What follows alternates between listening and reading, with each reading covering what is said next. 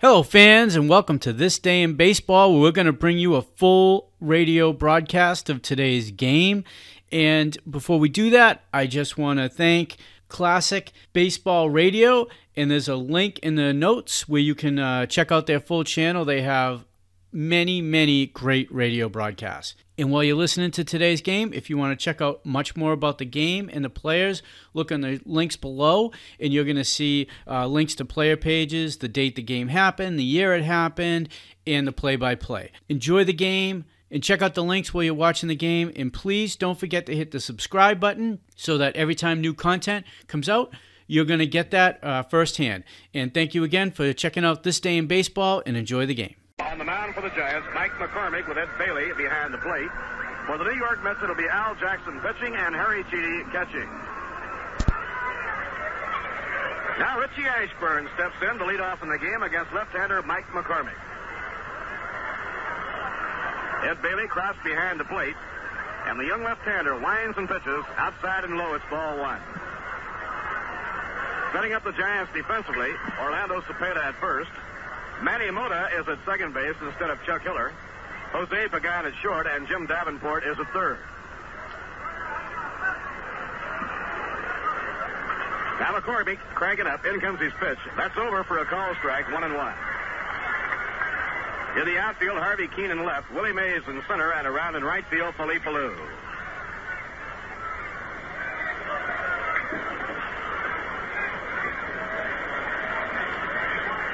Richie Ashburn cocks the bat. The pitch by McCormick is in the dirt, outside and low, ball two. Mike isn't throwing hard. He had some arm trouble during the spring. His arm has been slow coming around. His outing 2 outings ago was a good one. And the Giants are encouraged and feel that Mike McCormick is going to take his place in the starting rotation.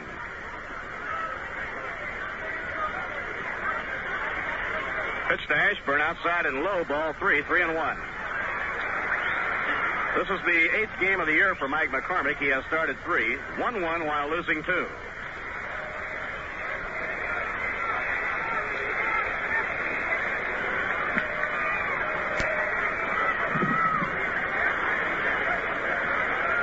Now the left-hander winds and pitches to Ashburn, and it's ball 4 up high, and Richie is on.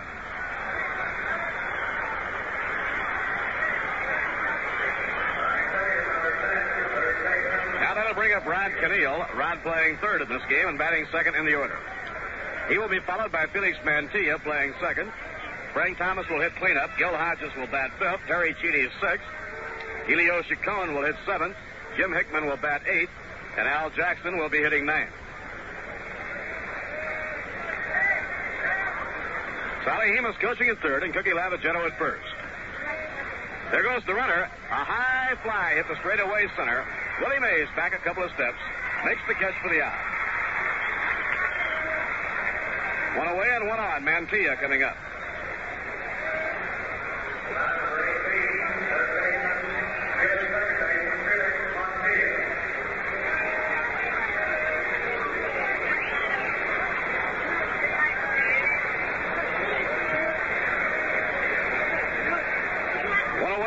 We're just underway in the second game.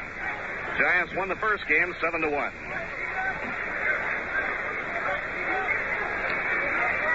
Mantilla went 0 for 4 in the opening game against Sanford and Miller. Curve taken inside and low, 1 ball and no strikes. The Mets were held to 5 hits in the first game by Jack Sanford, who pitched 7, and Stu Miller, who pitched the 8th and 9th innings. Sanford winning his 5th of the year against 4 losses. Craig the loser. Roger now has won 2, lost 6.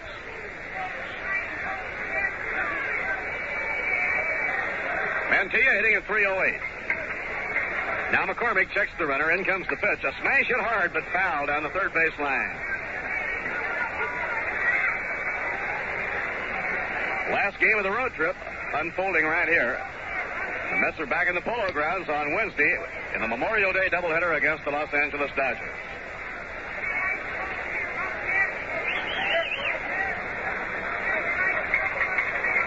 Frank Thomas, the cleanup batter, standing in the on-deck circle.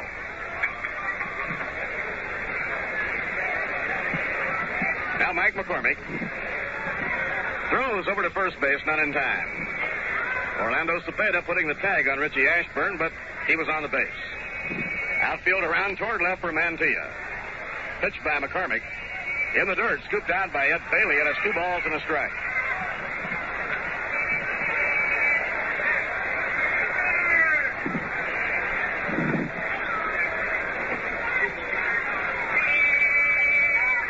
Last year, Mike McCormick won 13, lost 16.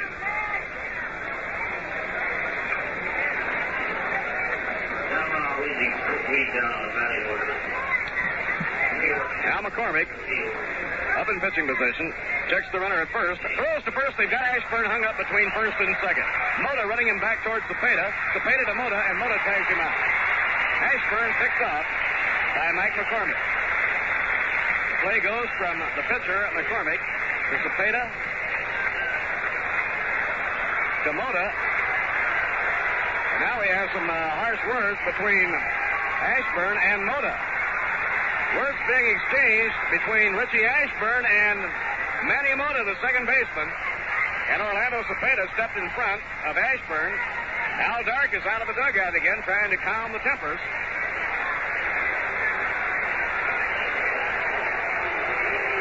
Now Richie heads for the dugout.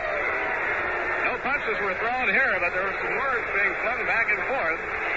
Richie let his intentions be known. Orlando Cepeda stepped in front of Ashburn, and Ashburn just reached out and pushed him out of the way. Al Dark running out there. Now this one breaks up without any punches being thrown.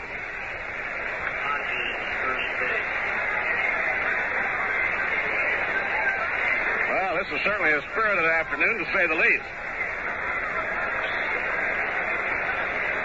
I don't know, Ralph. We may have to go over and pick a fight with Russ Hodges. I think that's what we got him in the lineup for right now. Inside, 3-1 now to Felix Mantilla.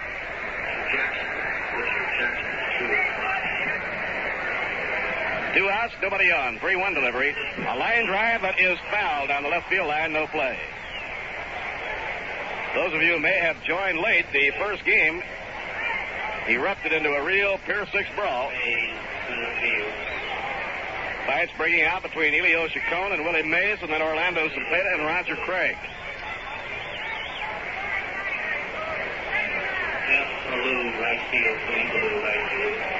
3-2, and the payoff pitch to Mantilla. Ground ball hit the shortstop. Pagan gliding to his left. He's up with it. Throws to Orlando Cepeda in time, and the side is out. In the first inning, no runs, no hits, no errors, none left on. And the score in the middle of the first, the Mets nothing, and the Giants coming to bat. Listen now, while Camerata and his strings paint us a musical portrait of New York's favorite beer.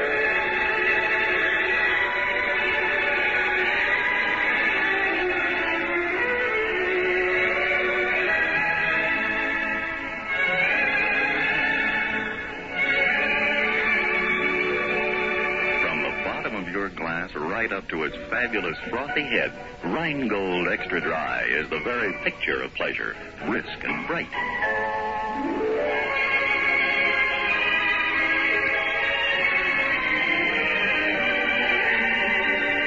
Wonderfully refreshing, brimming with clean, dry flavor all the way through. Rheingold is beer as beer should taste. Dry tells you why. Can't you picture yourself with a fine, cold Rheingold right about now?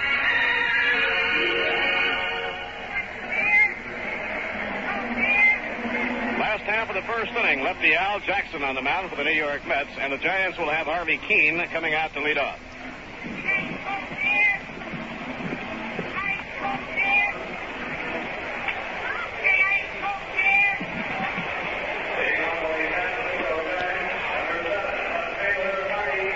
Harvey was 0 for 2 in the first game. He sacrificed once and drew a walk. Keene hitting at .319.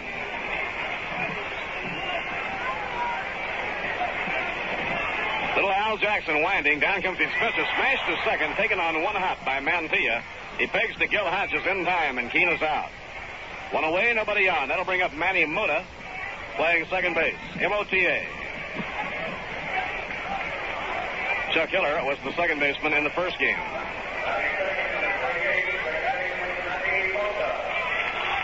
Manny Mota Rookie with the Giants and a handy man to have around. He can play a lot of positions. He was at Tacoma last year and hit .289. A fly ball hit high in the air to center field, gliding to the glove side. Over toward the alley is Richie Ashburn, and Richie has it for the out. 2 up and 2 set aside by Jackson. That'll bring up Willie Mays. Willie hitting at .301.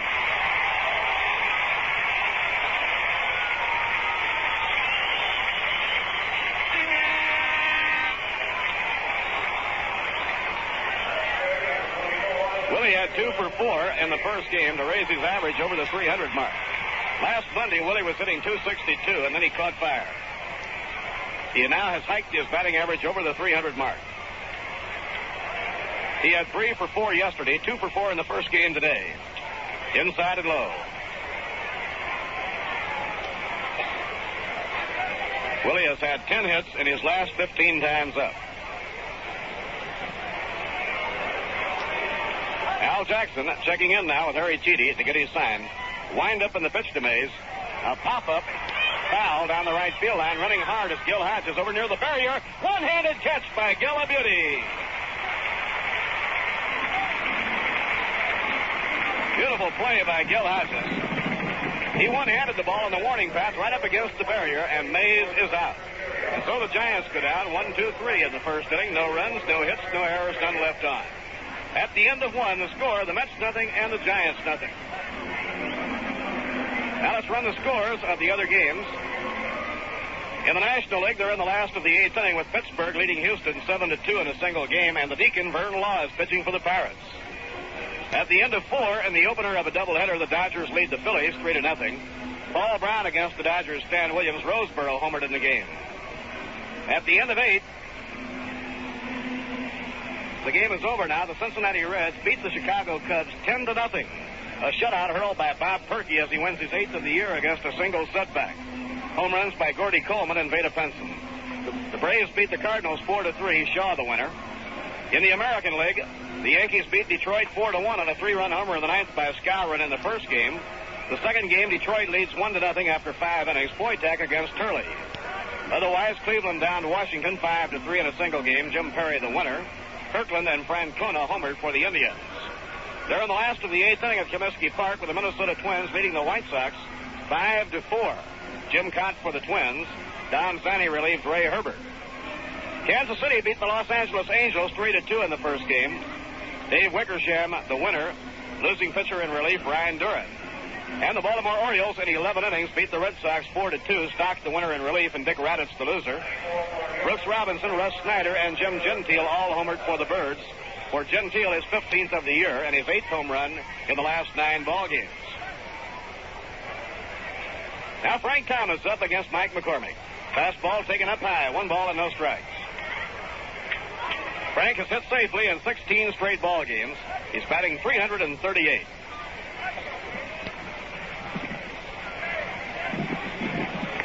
Outside and a high, ball 2-0.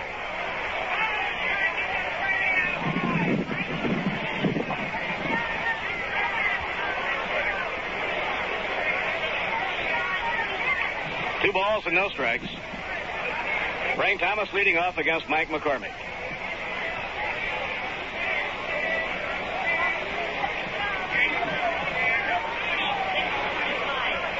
Drive in the air to left field. Back goes Harvey Keene. He's there. Makes the catch, 1 down. Ball hit on the line by Frank Thomas. Caught by Harvey Keene in deep left. 1 away, nobody on. In the top of the second, that brings up Gil Hodges. Gil hitting at .318.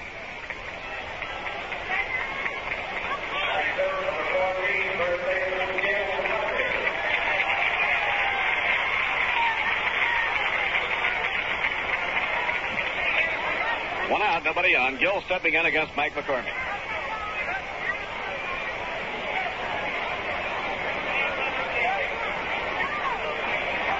The young left-hander winds and pitches. It's taken high. Ball 1. McCormick will not be 24 years old until September, but he has a lot of big league experience behind him. The outfield around toward left. Gil lays off the pitch, and it's over the outside corner for a call strike.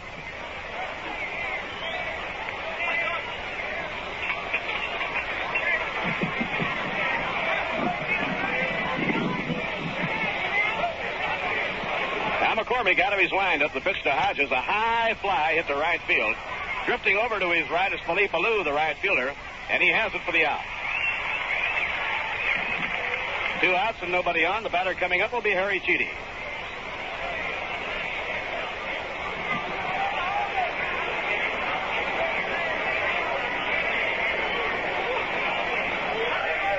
Harry batting at .350 on 7 for 20 since joining the Mets. Mets trying to snap a 7-game losing streak as they square off against Mike McCormick.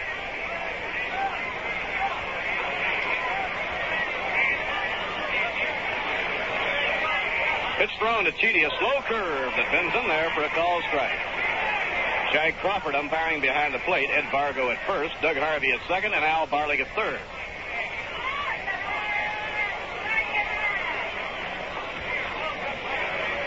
Now the pitch.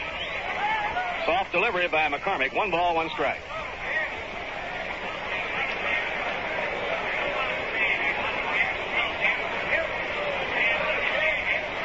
Year before last was the best in the majors for Mike. He won 15 and lost 12.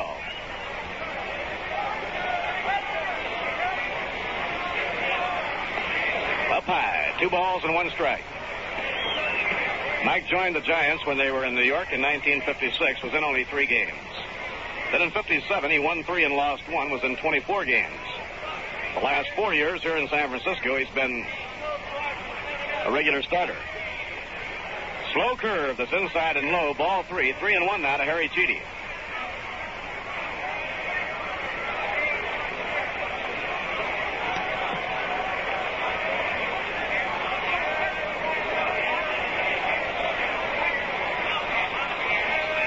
Two outs, nobody on. We're in the top of the second, no score.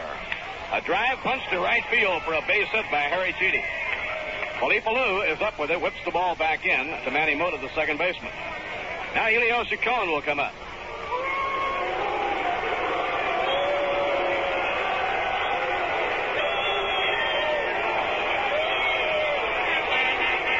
Partisan crowd here in San Francisco getting on little Elio. He was in the fight with Willie Mays out around second base. As Ralph points out, Elio ought to get a bravery medal. He's one of the smallest guys in the game, but he tied right into Willie.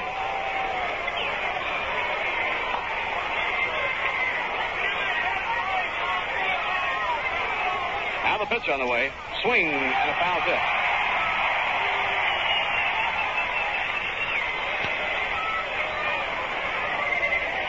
He's a plucky little guy, no doubt about it.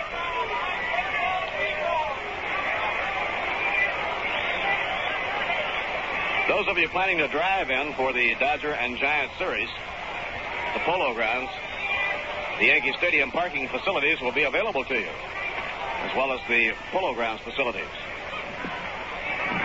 Ed Bailey was hit by the foul tip off the bat of Elio Chacon, and we have play held up for a moment as he takes a couple of pitches to be sure he's all right.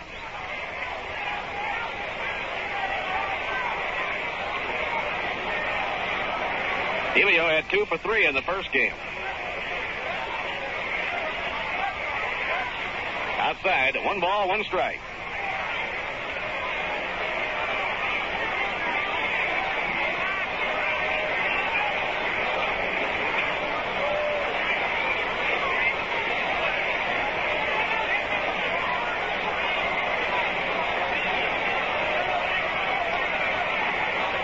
Cepeda holding against Harry Cheedy at first, 2 men down.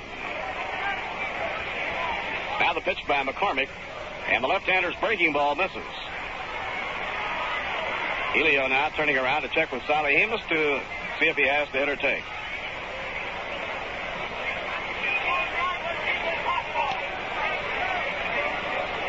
McCormick makes his home now in nearby San Mateo, California.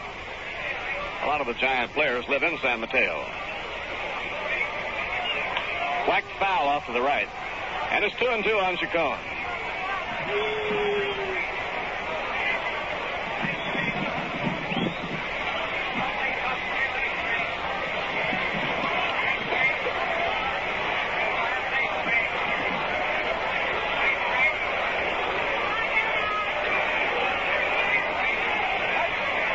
Two count on Elio Chacon. Harry Cheedy edging off first. And the pitch by Mike McCormick is up high, and he lets it go. Ball 3, a full count, 3-2. The right fielder, Jim Hickman, will be up next.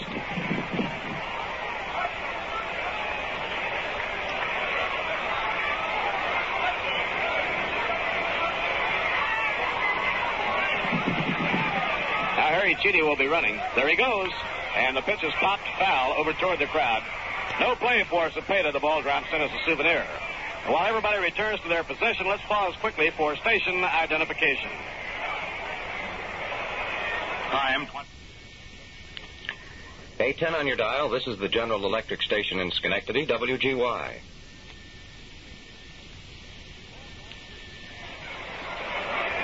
Full count, 3-2 to Elio Chacon. No score, top of the second inning. Now Harry Cheedy edging off. There goes Cheedy.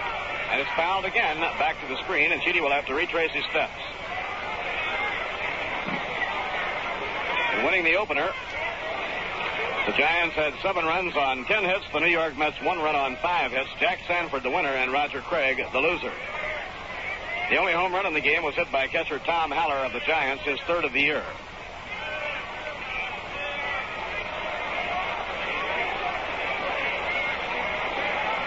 Now the 3-2 pitch with the runner going, and it's fouled again over toward the crowd and out of play. Harry Cheedy walking back just a little bit slower this time. He's getting a good workout.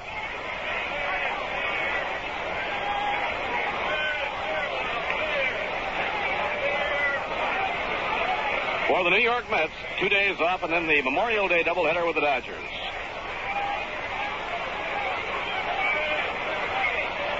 Down comes the pitch. Too high. It's ball 4, and Elio gets the walk.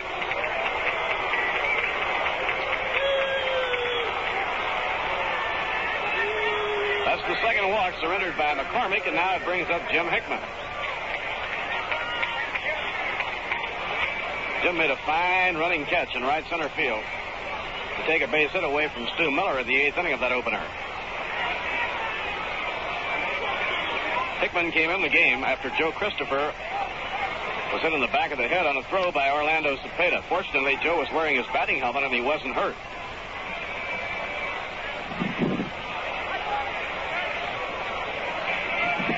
Runners on first and second, 2 men down.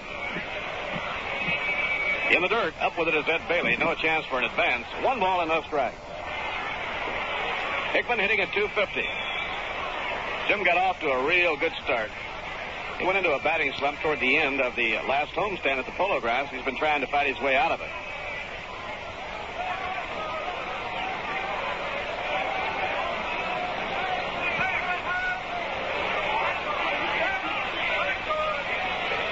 Next pitch thrown, a high fly, well hit to left center field. Mays racing back to the fence. It might. It is gone. A home run. Jim Hickman building a 3-run homer to put the New York Mets out in front. For Hickman, his 6th of the year. 3 runs batted in for Jim Hickman. He now has 6 home runs and 14 runs batted in. So Jim Hickman, who has been trying to fight his way out of a batting slump, comes up with a big hit. A high fly to left center field, going over the fence at the 365-foot mark.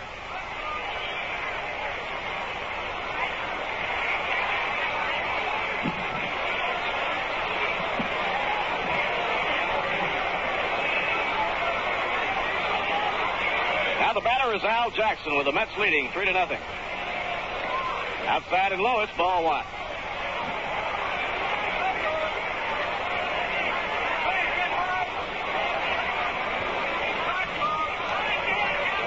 Richie Ashburn waiting in the on-deck circle. Pitch thrown to Jackson, a foul ball back into the screen. 1 ball and 1 strike. Duel of left-handers in this game. Jackson against McCormick. Little Al was hit hard his last time out against the Dodgers on Friday night. He worked for 3 innings. The 1-1 pitch. Foul ball off the end of the bat, wafted back toward the crowd, and it's out of play. 1 ball, 2 strikes.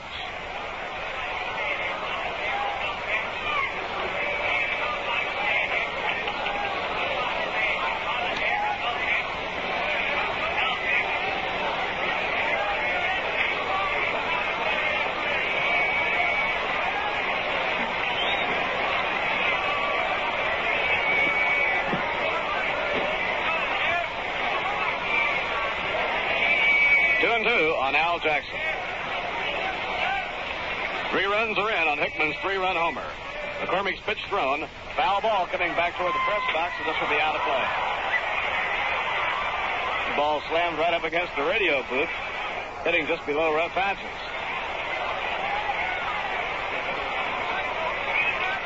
And it came closer to Chubb Feeney than anybody.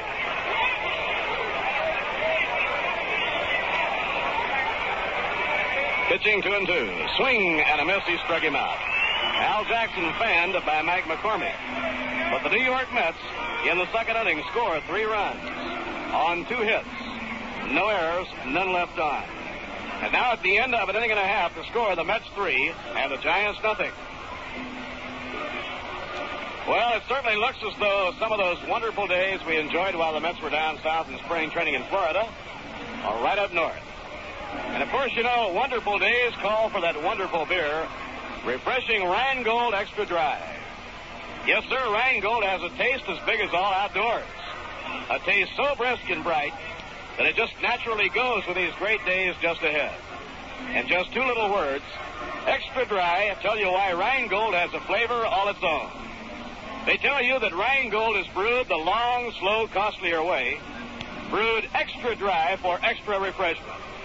So why don't you stock up with Rheingold Extra Dry for those wonderful days ahead? Join the millions who say, my beer is Rheingold the dry beer.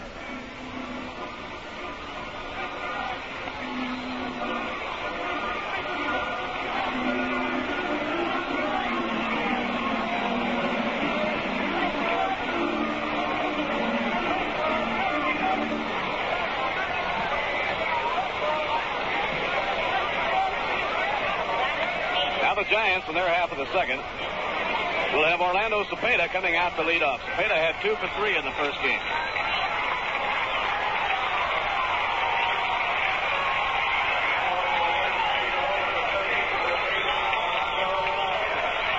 Cepeda hitting at .341.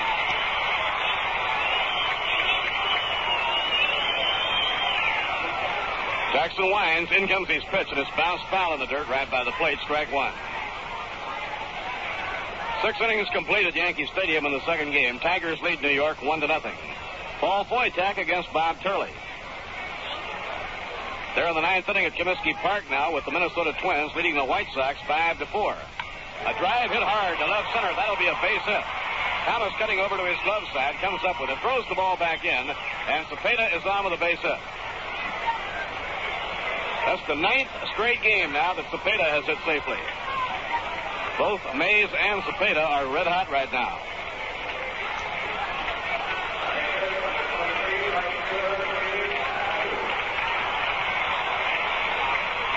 Now the hitter is Philippe Alou.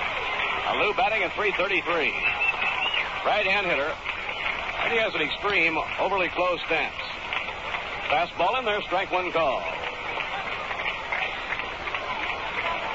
They're in the last of the 9th inning in the single game down at Houston with Pittsburgh leading the Colt 45 7-2. Now the pitch. Outside and low, 1 ball, 1 strike to Philippe Alou.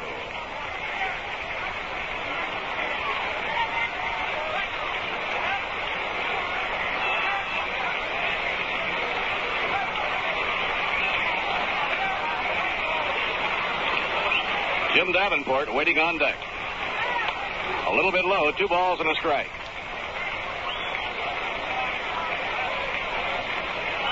Alvin Dark is going to send the sign down to the bullpen now to get some warm-up action going. Jim Duffalo, a right-hander, starts loosening up. In comes the pitch to Alou, a breaking ball over, a call strike. 2 balls and 2 strikes. He had a big game with 3 for 4 in the opener. So Philippe is now hitting at .333. He came into his own as a real solid major league performer last year.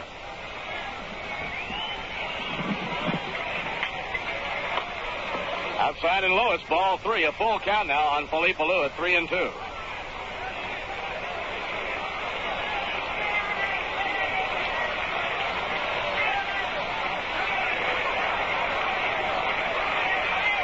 keep an eye on Orlando Cepeda.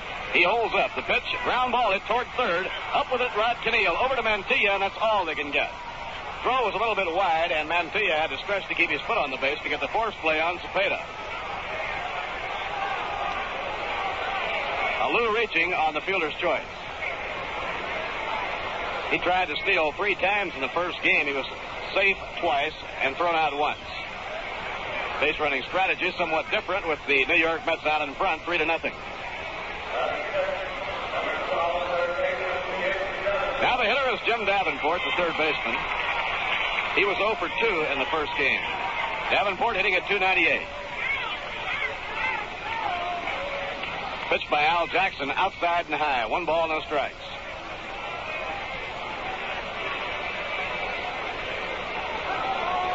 Davenport, an outstanding fielder, did a good job offensively as well last year when he hit .278 and knocked 65 runs in. In comes the pitch.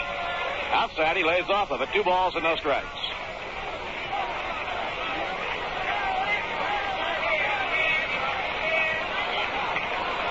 Jim Davenport, now a 4-year veteran with the Giants.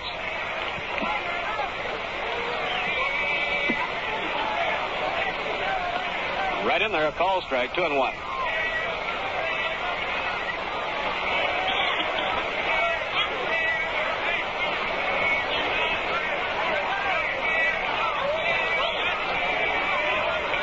Jim Duffalo continues to warm up down in the bullpen for the Giants.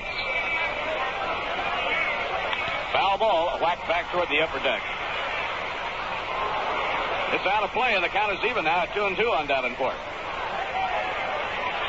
Mets battling, trying to gain a split on this twin bill. They lead 3-0 on Jim Hickman's 6th home run of the year with 2 men on.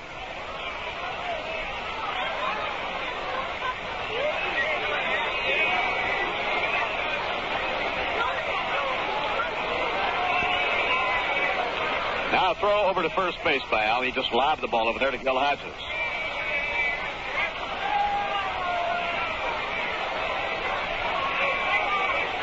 The 2-2 pitch bounced foul on the ground, coming right straight back, and the count stays 2 balls and 2 strikes. Gentlemen, the San Francisco was particularly good at pitching. They went from several hitters to Philadelphia. The first inning of the American Child 7-3 against the Blish 4-1. 2-2 the count on Jim Davenport. Game Odell 5-2 against him. Al Jackson ready. Down comes his pitch. A slow bounder hit beyond the reach of Hodges. He rolls into right field for a base hit. Going around to third is Felipe Alou. He checked his swing and bounced it into right field for a base hit. Jackson made a real good pitch. He had Davenport completely fooled. He tried to hold up on the swing, and he bounced one slowly just beyond the reach of Gill. Through the hole into right field for a base hit.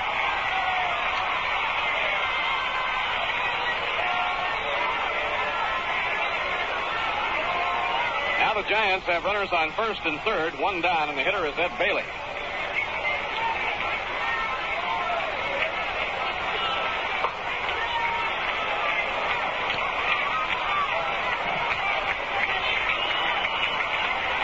Big Ed Bailey bounces one foul down the first baseline, strike 1. Bailey hitting at .243. He has a lot of power when he gets a hold of one. Mets leading by a score of 3-0 on Jim Hickman's 3-run homer. And now the Giants are back with a threat of their own. Runners at the corners and 1 man down. The shortstop, Jose Pagan, occupies the on-deck circle. Foul ball again. He went after a curve, hit it foul down the right field line. Alvin Dark has Jim Duffalo, a right-hander, warming up, indicating he might go to a pinch hitter if they get to the number 9 spot in the batting order.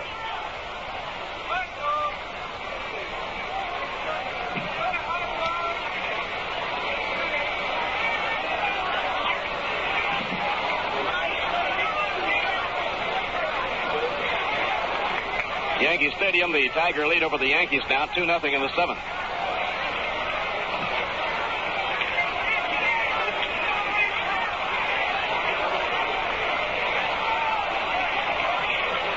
Jackson ready. In comes the pitch to Bailey. Strike 3 called. A beauty of a breaking ball thrown by Al Jackson. Ed Bailey called out on strike.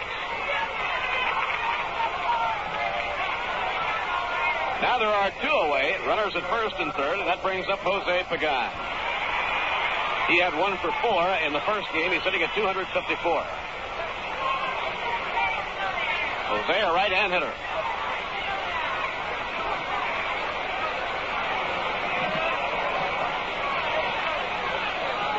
Inside, taken, ball 1. For the Giants last year, Pagan was in 134 ball games. Stands 5'9", weighs 170 pounds.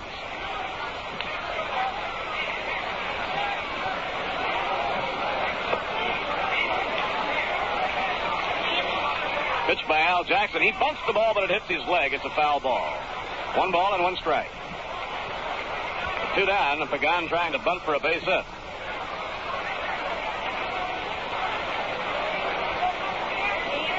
Giants have a very young double play combination in Jose Pagan and Chuck Hiller. Pagan is 24 years old, and Chuck Hiller is 26 years old. Manny Mota playing second in this game. Bounced foul off the fist, coming right straight back, and it's 1-2.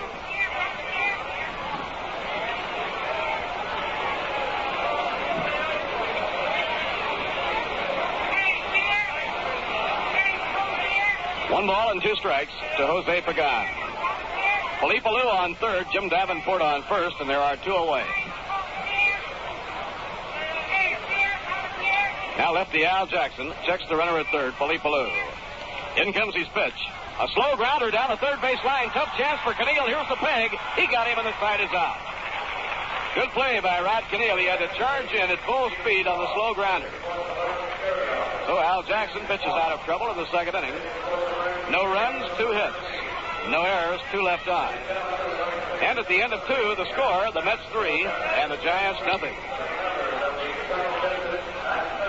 Well, in that first game today down at Los Angeles, Ralph, Johnny Roseboro hit a home run. Frank Howard was on base. Howard failed to touch third, so he was called out. The sports ticker said, time-delayed argument. I wonder if Leo DeRocha was in that. Leo's changed, you know. He's sort of a reticent fellow, doesn't say much. At least that's what they tell me. Well, Leo, of course, and all the Dodgers, Walter Alston and Sandy Koufax and all the Dodgers will be coming into New York for the Memorial Day doubleheader Wednesday afternoon. Tickets are on sale at the advanced ticket window on 8th Avenue at the Polo Grounds, Grand Central Station at the 42nd and Vanderbilt ramp, Long Island waiting room at the Penn Station. And ticket reservations may be made at all Howard clothes stores in the New York area. There are seats available, so make your plans now to catch one of the 7 exciting games to be played in 5 days. Doubleheader Wednesday, a night game Thursday with the Dodgers. Then the Giants are in Friday night, 2 games next Saturday, and a single game next Sunday. After that, the Mets go out for a brief road trip to Philadelphia, Chicago, and Houston, and come back home to open another homestand at the Polo Grounds on the 15th of June. Now here we go to the third inning. Ashburn coming up against Mike McCormick. And coming up to follow all the action for you, here's Ralph Kiner. Thank you, Bob, and here's Richie Ashburn, a left-handed batter, batting for the second time in the game. And Mike McCormick's first pitch is just too low, ball 1. Richie walked in the first inning, so he officially is 0 for 0, batting .353.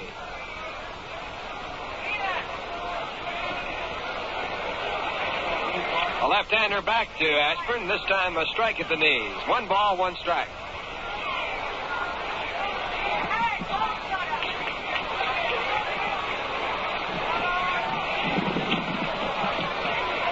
Now the 1-1 pitch to Ashburn, a curveball dropping over, strike 2.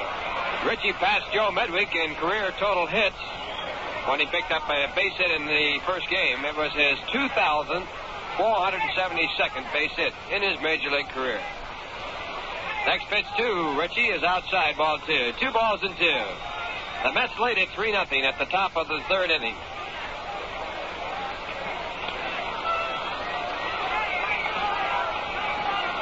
Mike McCormick with a record of 1 win and 2 losses. One time he threw hard, now is having arm trouble. Next pitch to Ashburn, fouled away. The count will stay at 2-2. McCormick from the sandlots of the Mojave Desert and Alhambra, California. Went to Mark Keppel High School. The reason why I know about it is it's a school that I went to at one time. Mike signed as a bonus player for $50,000 at the age of 17. And he joined the Giants right out of high school. Next pitch to Ashburn is outside and high, ball 3. In 1960, McCormick led the National League in earned runs. He had a fine 2.70 average. And he won the crown on the last day of the season, beating out Ernie Broglio by 0.05 of a percentage point by shutting out the Cardinals. 3-2 pitch to Ashburn is fouled down the left field side, so the count will stay at 3 balls and 2 strikes. And while we have time here, we pause for station identification.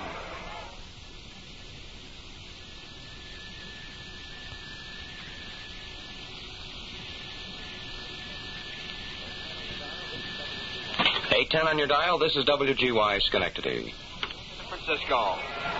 And McCormick now with a 3-2 pitch to Ashburn, and it's hit on the ground to the shortstop. Pagan over to his left, makes the play at first base in time for out number 1. Ashburn is down, and the batter coming in is Rod Keneal. Rod flied out to center field in the first inning. He is 0 for 1. He came into the game at 313.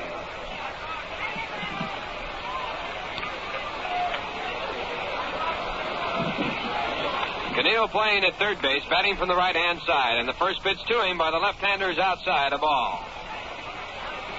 You might remember back in 1956 when McCormick pitched in the annual Sandlot Classic in New York. Keneal takes in the corner, a strike call, 1 ball, 1 strike. In that ball game, he pitched 2 innings, and he struck out all 6 men he faced. And he was voted the most valuable player of the Sandlot Classic. He was on the All-United States team. Curveball, that's too low. 2 balls and 1 strike.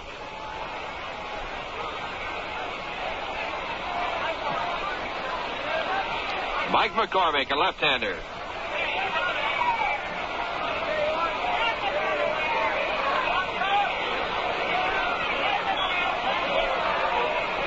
Now Keneal swinging at a fastball, and the ball is fouled back on the screen. The count now 2 balls and 2 strikes. 1 out. The Mets lead 3-0 at the top of the third.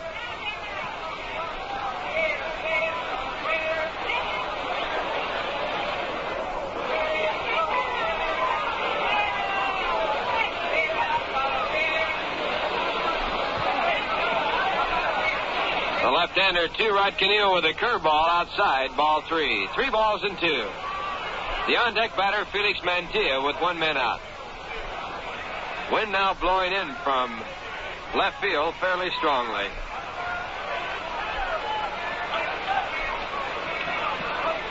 The 3-2 pitch to Keneal is fouled away, and the count will stay at 3 balls and 2.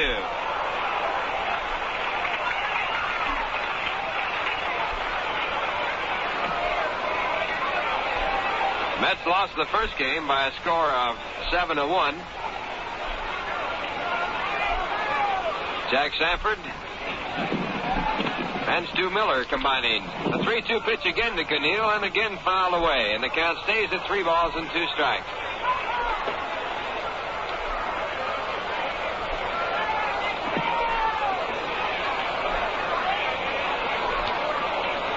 This is the third game of a 3-game series. First game won by New York by a score of 7-6. I should say by San Francisco 7-6. Right here it's 3-0 in the top of the third inning.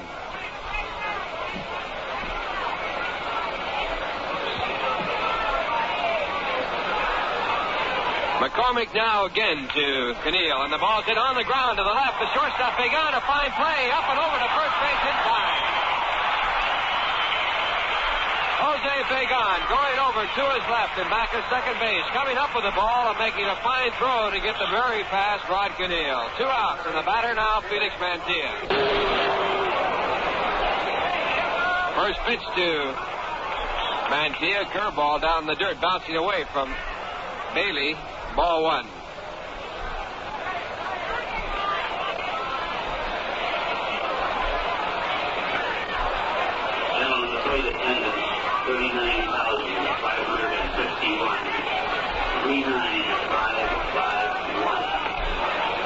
McCormick back to the plate and outside for ball 2. 2 balls and no strikes. The paid attendance here today, 39,551. That's the biggest crowd that the Mets have played in front of since they've started in their history. Ground ball hit down to the third baseman. A good play by Davenport. He overhands it to first base for out number 3. That retires the side in the inning. 3 up and 3 down. The score at the end, 2 1/2 innings of play. The New York Mets 3, the San Francisco Giants nothing. Coming up now, a musical pitch with an interesting switch. This is Tito Rodriguez for Rheingold Extra Dry. Rheingold, el brindis perfecto para todos, familia y amigos. De sabor sin igual, la cerveza ideal. Tome Rheingold bien fría y vera. In Spanish, it's magnifica. In English, it's great. In any language, it's Rheingold Extra Dry. Rheingold is good, longer and slower, for flavor that's clean, clear through. It's beer as beer should taste. Dry tells you why. My beer is Rheingold, that dry beer. Think of Rheingold. Well, right now, I want to out up a Viceroy and find out what we mean when we say Viceroy's got the taste that's right. And also something that's right is the fact that you can come out and see the Los Angeles Dodgers play, the San Francisco Giants play, and the Mets play, all on this weekend. And you can get tickets for these games. There's still plenty of seats available. Downtown at Grand Central Station. That's over on the Vanderbilt ramp side. In the Pennsylvania Station, in the Long Island waiting room, or at the Polo Grounds. You can also make your ticket reservations at all the Howard clothing stores in the New York area, or possibly, if you care to, not for this series, but for all the later games that the Mets will be playing, mail in for your ticket request. Box seats at $3.50, reserve seats $2.50. And be sure to enclose the number of tickets and a check to cover the cost of the ticket. And 25 cents per mailing. Mail to Ticket Manager, Polo Grounds, New York, 39 New York. Well, it's a 3-0 game here in San Francisco. The fog now rolling in has completely covered the Blue sky cover we had previously. Still fairly warm, the wind not blowing too hard. And the Mets lead by 3. And leading off here for New York will be Frank Thomas. Frank lined out to left field his first time up. He hit the ball well. He's looking for a base hit to continue his 16-game consecutive game hitting streak. Frank came in the game at 338. The first pitch to him by Mike McCormick is a curve that's in the dirt, ball 1.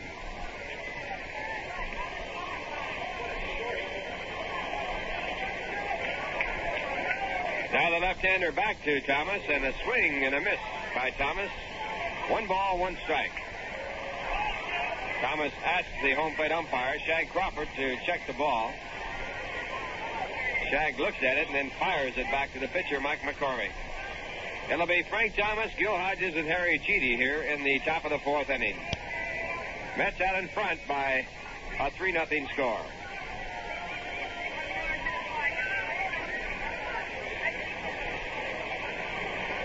One pitch to Frank is popped up in the air, but going into foul territory. Strike 2. 1 ball and 2 strikes.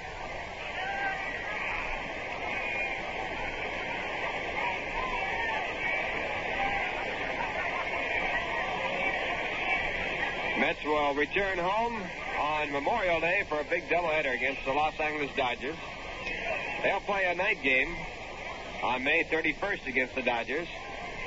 Then they'll play a night game on June 1st against San Francisco. A doubleheader on June the 2nd. That's Saturday. And a single game on June the 3rd. And the Mets take to the road again, returning on June 15th. Thomas now in the box. The 1-2 pitch to him is low. Ball 2. 2 balls and 2 strikes. Mets scored all the runs in this ball game, and the only runs of the game on a home run, a 3-run home run by Jim Hickman. That was Jim's 6th of the season. 2 2 balls, 2 strikes. And the pitch by McCormick is hit hard on the ground. To Davenport, a bad hop. He knocks it down, keeps the ball in front of him, throws over to first base in the dirt, dug out by Cepeda, out number 1.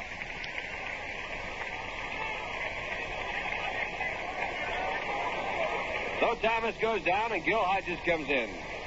Gil flied out to right field. He did not play in the first game.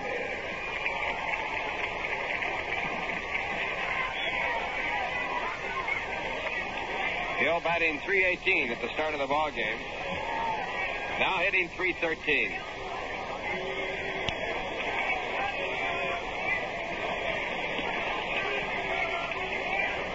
McCormick's first pitch, a strike call, threw at the knees.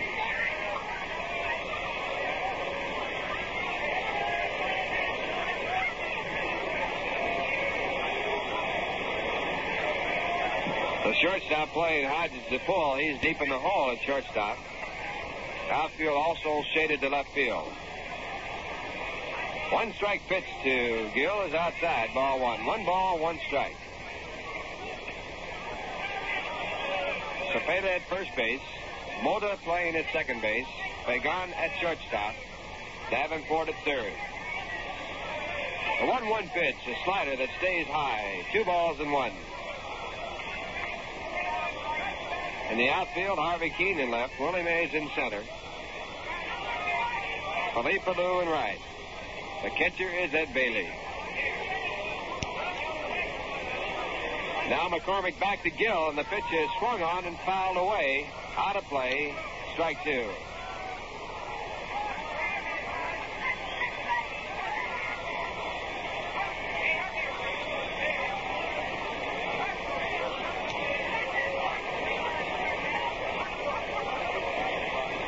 San Francisco in first place in the National League.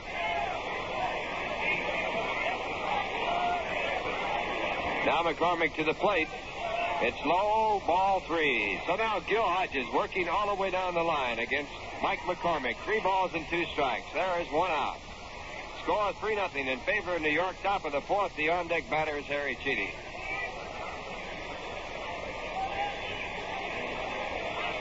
Fastball popped up. In foul territory, coming over Cepeda. He holds there and makes the catch. So Hodges goes down for out number 2, and Harry Cheedy is now the batter. Harry singled to right field his first time up, his only time up, and he scored ahead of Hickman and Ilya Chacon on Hickman's 3-run home run.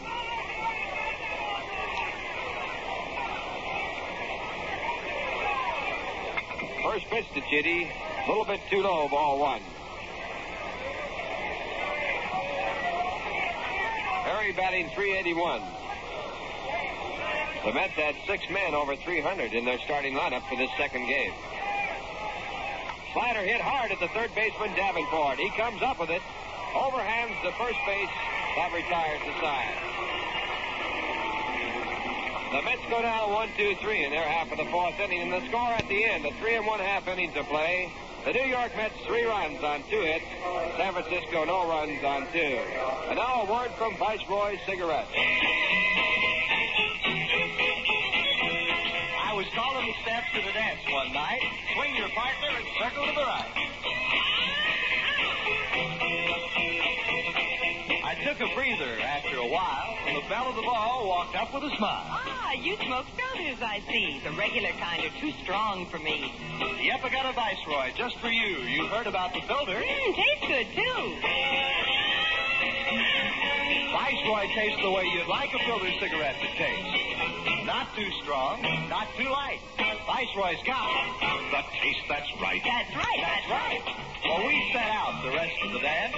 Change your partner. Not a chance. That's right. I want you to know, and I'll take all bets. If you smoke all 7 filter cigarettes, you'll find some too strong. Some too light. But Viceroy's got the taste that's right. That's right. That's right. That's right.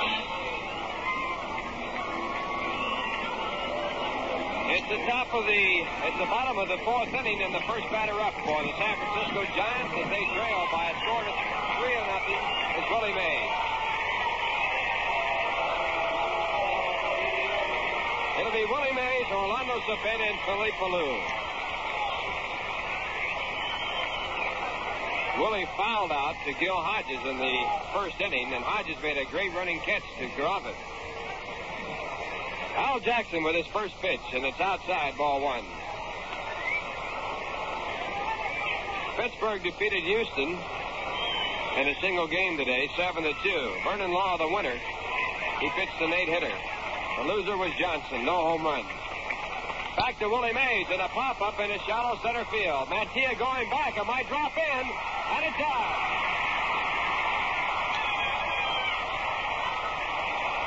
Mantilla going back for the ball, never could quite catch up, and Ashburn and Hickman weren't close enough to make the catch. So Willie Mays gets a two-base hit on a little pop-up back of second base. That's hit number 3 off Al Jackson, and it brings up Orlando Cepeda.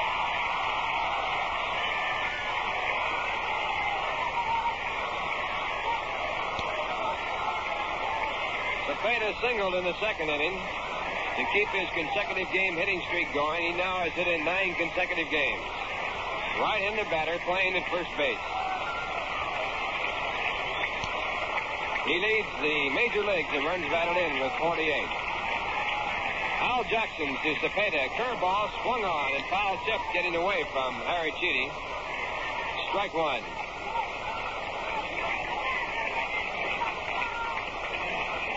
The Dodgers at the end of 7 innings, leading Philadelphia 4-0.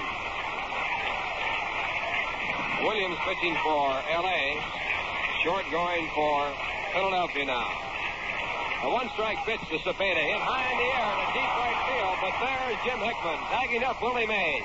Hickman makes the catch, the throw coming over to third base, hustles Mays in the third. He started to lope over and saw the throw coming and had to speed up. So Willie moves over to third base on the fly ball to deep right field. One man out now, and Philip Alou coming in.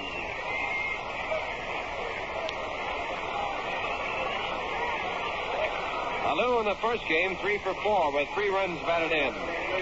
In this game, he is 0 for 1.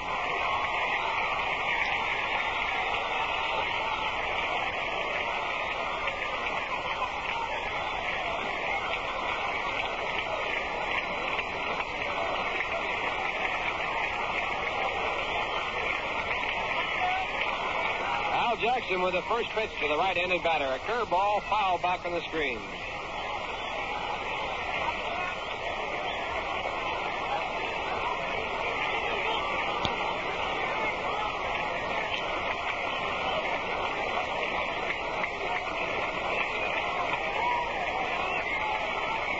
Willie Mays at third base. The batter is Alou. The score 3-0 in favor of the Mets.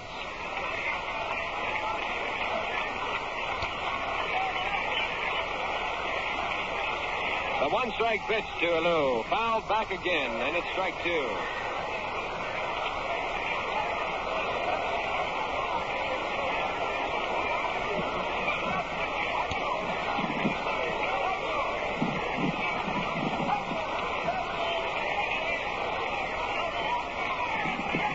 Two strikes and no balls. One out, the score 3-0. Mets lead it. Giants batting in the bottom of the 4th inning.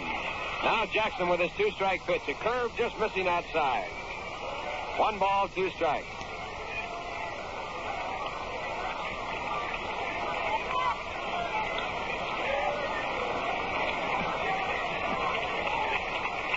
Willie Mays at third base, standing still there. And the pitch by Jackson is a curve hit deep to left field, but curving foul. The foul lines here in Candlestick Park, 335. In left center, it's 365. Right center, 375. In center field, it's 410. Without the wind, it's a real hitter's park. But the wind turns it around. It's a pitcher's park. 1-2 pitch to Lou. This one's fouled down the third base side, going over by the box seat. So the count will stay at 1 ball and 2 strikes.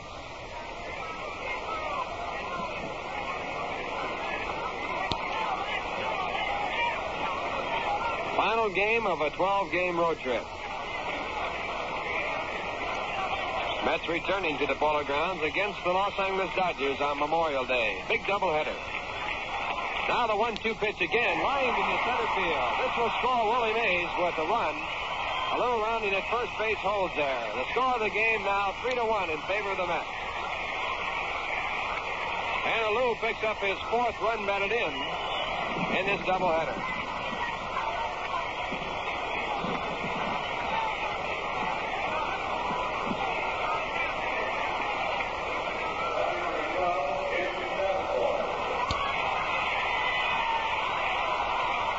So now the score 3-1, and the batter is Jim Davenport. Alou drives a throw over at first base, but he's back safely. In the first game, Alou stole 2 bases, was thrown out once.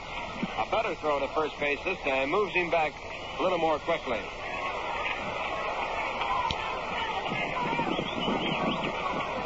Now Jackson looking and to the plate. It's a strike call. Alou gets a big lead at first base.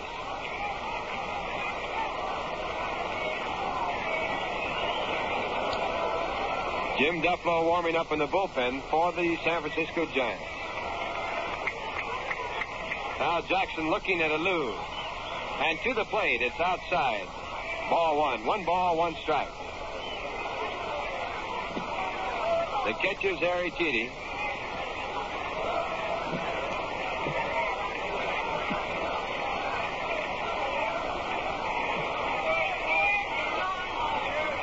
Now Jackson again to first base, moving Alou back. He's really bulldogging him there, trying to hold him tight.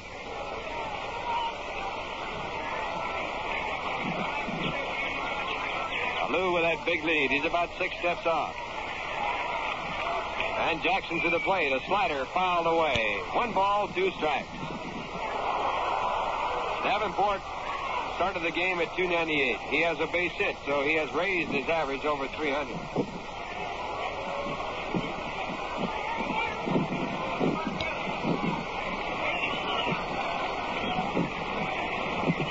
One ball and 2 strikes and 1 out. The score 3-1 in favor of the New York Mets.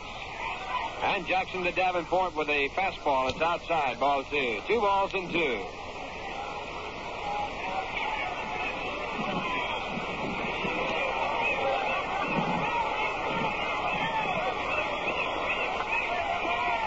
Two balls, 2 strikes. As Jackson, the left-hander, sets in the mound. Now comes to the plate. He misses just below the knees. Ball 3. So the count full now to Jim Davenport as Harry Chidi walks out in front of home plate before returning the ball. 3 balls and 2 strikes, 1 out. A runner at first base. He's fast. And Davenport looking down at Whitey Lockman for the sign. He wants to know if the runner's going.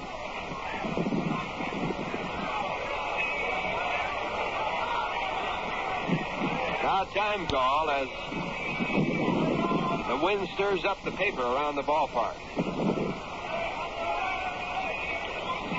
39,551 people watching the ball game and the fight. It's 3-2 as Jackson throws to first base to move Alou back. He does that. Alou is safe. The on-deck batter is Ed Bailey. Again, the throw to first base, and again, Alou is back easily. Roger Craig in the first game picked Cepeda off twice, and both times the ball was dropped by Boucher. The runner goes, a line drive, and off center. A base hit. Alou will score. Here comes the throw in to second base, and Alou scores, making it 3-2. And in at second base on the play, Jim Davenport.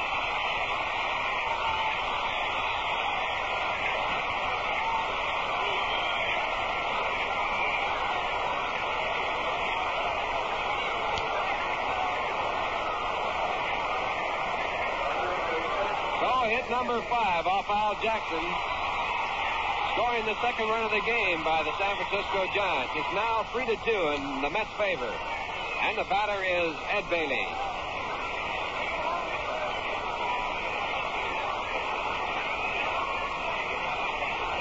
Bailey was called out on strikes in the second inning when Al Jackson curved him. 0 for 1 came in at 243. 1 out. The time run is at second base. A good curveball by Jackson, but just missing. Ball one.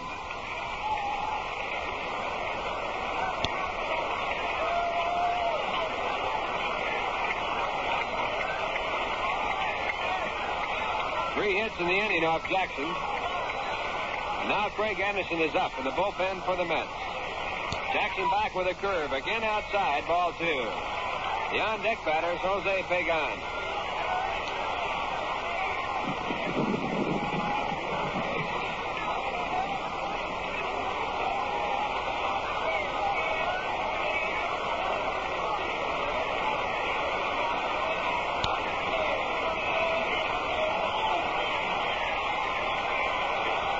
Jackson taking time as Petey gives the sign.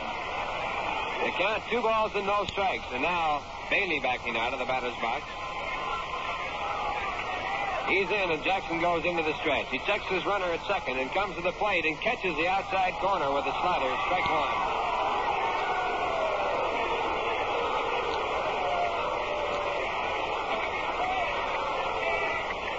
Time run out at second base. Jim Davenport there.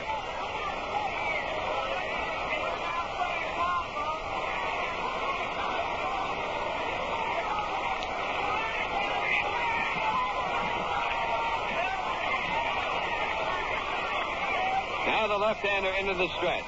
And his pitch to Bailey is on the outside corner. A fastball right on the corner. Strike two.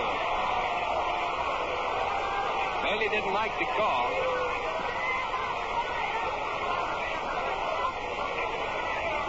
Count now 2 balls and 2 strikes. 1 out. Bottom of the 4th inning. Jackson into the stretch. And back to the plate. A curveball swung on a miss. Strike 3. So Jackson gets Bailey for his second strikeout. He's had him both times, and the batter now coming on is Jose Pagan.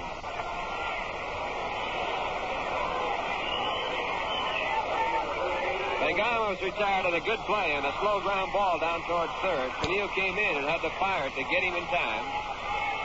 And that ended the inning in the second inning with 2 men on. He came in at 2:54. So now 2 outs, the time run at second base. And the 8th man in the batting order in the batter's box. Jackson's first pitch is fouled down in the dirt. Strike one.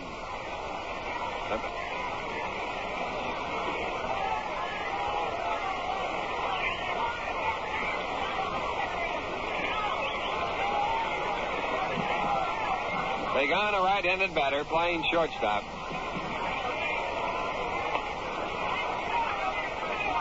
And Jackson reading the signs from his catcher, Chidi. The 1-strike pitcher to Pagan. 1-strike pitches down low. Ball one. 1 ball, 1 strike.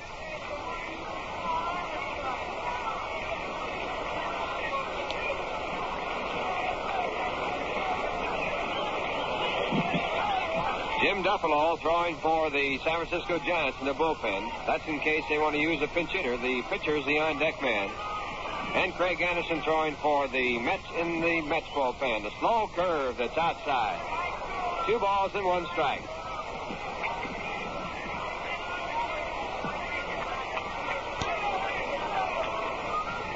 The Mets 3 runs on 2 hits.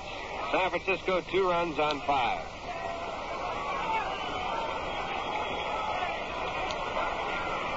Giants won the first one 7-1.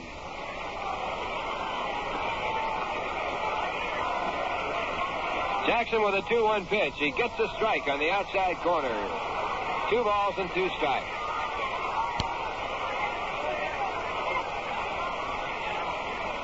Chacon now coming in behind the runner at second base. Davenport standing about 3 steps away. He finally wakes up and gets back before a throw is made.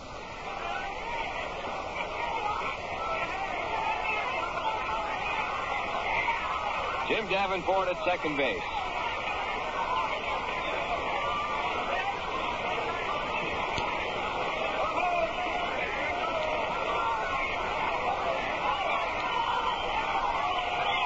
Now Jackson taking too much time getting his sign. And Pagan steps out of the batter's box. Jackson working very carefully here in the bottom of the fourth inning.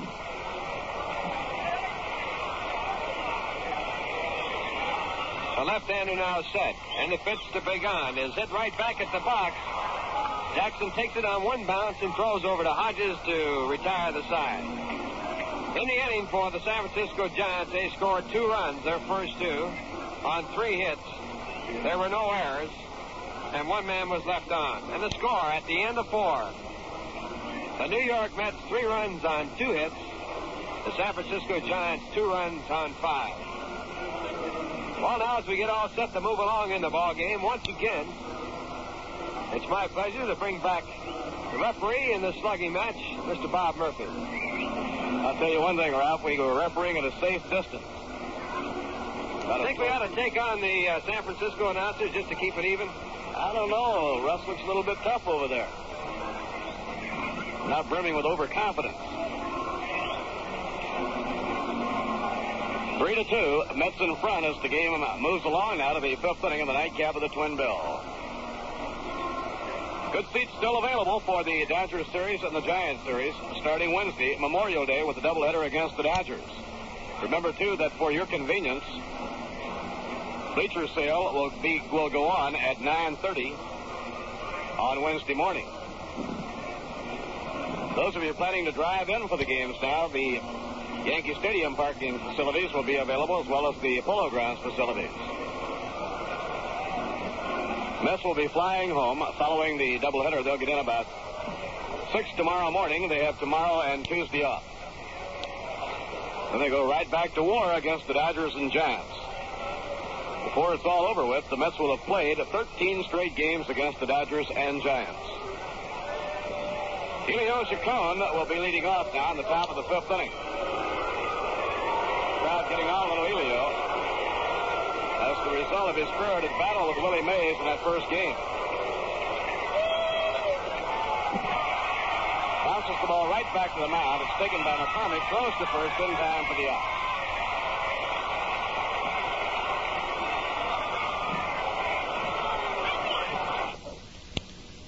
We will now pause for station item.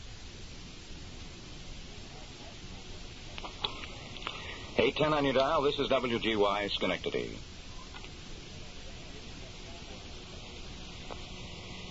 And they put him on the sidelines for a couple of weeks.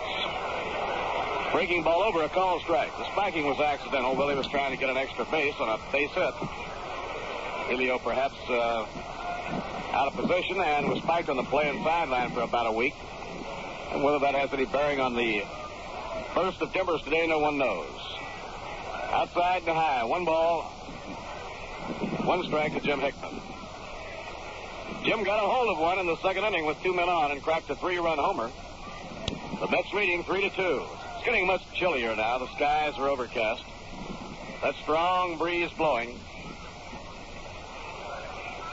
Well, the fans here in the Bay Area have learned to cope with the chilly wind. Out in the bleachers, just about everybody out there is covered up with a blanket. Swing and a miss. 1 ball and 2 strikes. And in the bullpen for the San Francisco Giants, the pitchers and the catchers use long warm-ups, much like the warm-ups used by football teams. They have a hood and they come down around the knees. The 1-2 delivery, inside and low, and it's 2-2.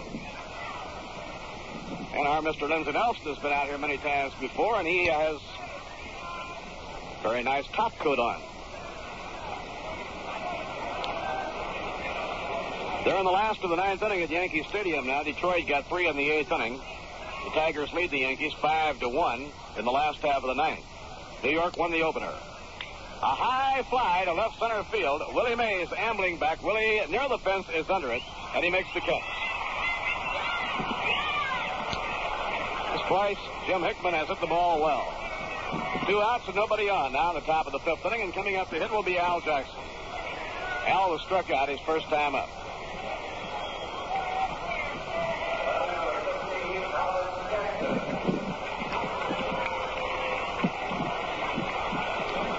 Al Jackson hoping to win his 3rd game of the year, pitching for the New York Mets.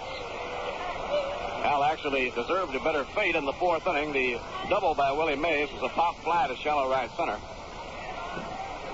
It broke off of Felix Mantilla's glove. Felix was running out into the outfield with his back to the plate. Got his glove on it, but was unable to hold it. Left-hander against left-hander. A foul tip. Strike one.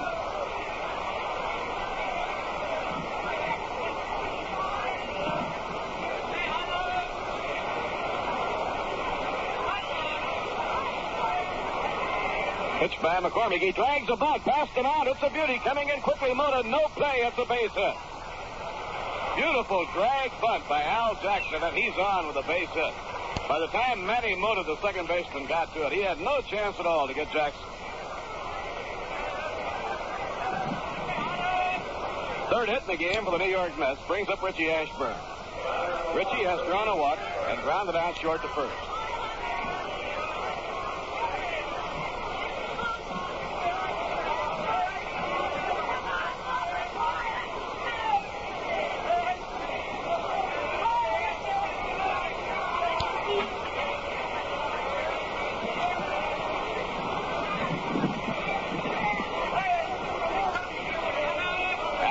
On first, 2 men down. We're at the top of the fifth inning.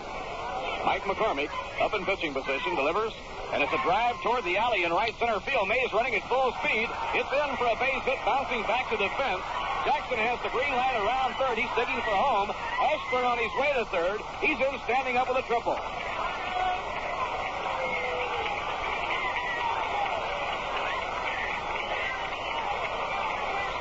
Richie Ashburn with a line drive up the alley in right center field, a triple driving home Al Jackson. Jackson was really churning coming around those bases. And now the Mets build their lead to 4-2. Twice today that Richie has come up with a long hit to right center field.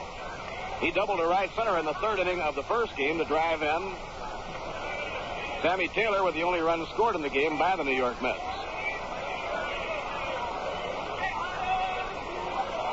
Richie wielding a good bat, and he hit that one hard. Now they have an appeal play on Jackson at third. In order to start the appeal play, the pitcher has to get up on the pitching staff to put the ball back in play. He threw over to Jim Davenport, but Al Barlick said no, he touched the base all right.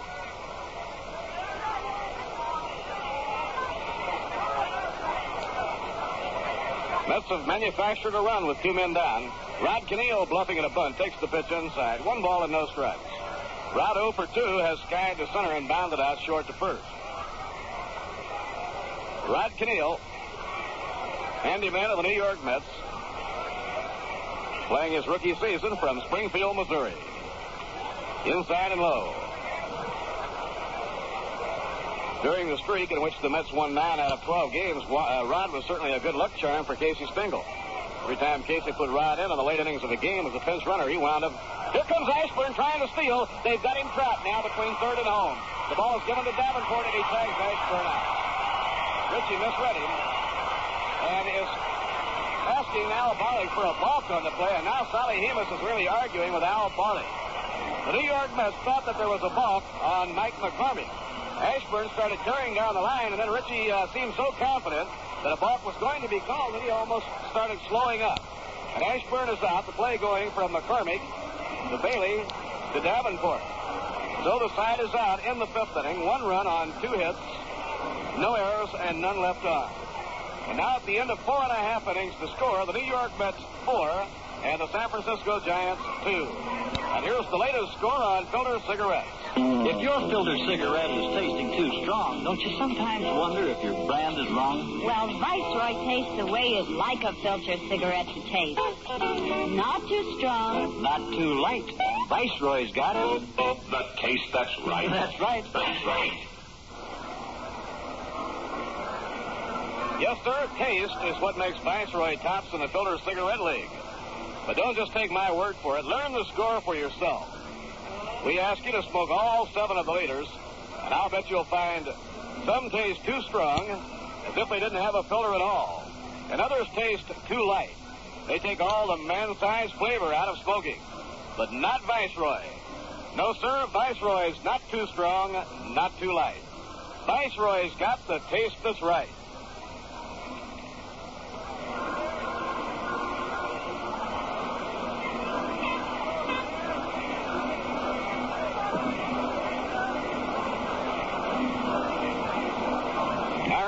Bowman is coming out to bat for Mike McCormick.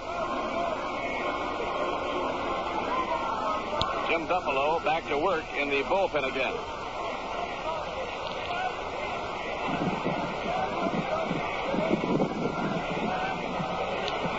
Ernie Bowman played 38 games with the Giants last year and 39 games with Tacoma. He's from Johnson City, Tennessee. Right-hand batter, stands 5'10" and weighs 165 pounds.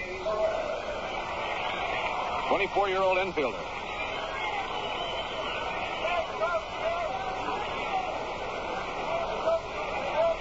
Bottom half of the fifth inning, the Mets in front, 4-2. Jim Duffalo, a right-hander, will be out to pitch in the sixth inning.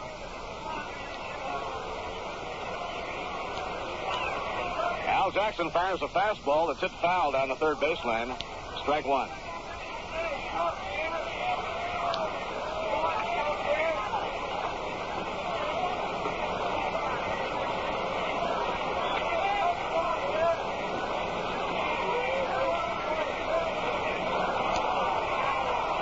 Fouled off. Two-strike count. Well, the doubleheader is all over at Yankee Stadium, and the Yankees and Tigers split the twin bill. Moose Skowron hit a 3-run homer in the last of the ninth inning to give the Yankees a 4-1 triumph in the opener. Ralph Terry, Marshall Bridges, and Jim Coates combined on a 4-hitter. But the Tigers gained the split by winning the nightcap 5-1 on a 6-hit effort by right-hander Paul Foytak.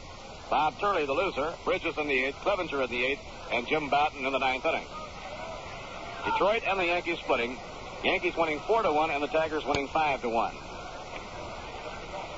Curve is in there, a beauty. Strike three called. And the sudden gust of wind blew Al Jackson's hat off his head, and it went all the way over to third.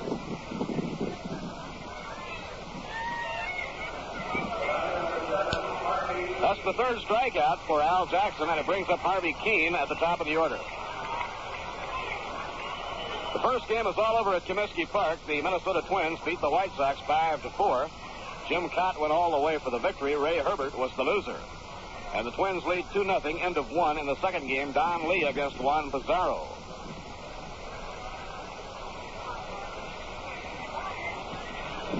Hard hitting Harvey, 0 for 2 in the game. Right-hand batter waiting. Ground ball hit down to third. It goes foul. Backhanded in foul territory by Rod Keneal. Right here, the Mets are out in front 4-2. We're in the last half of the fifth inning.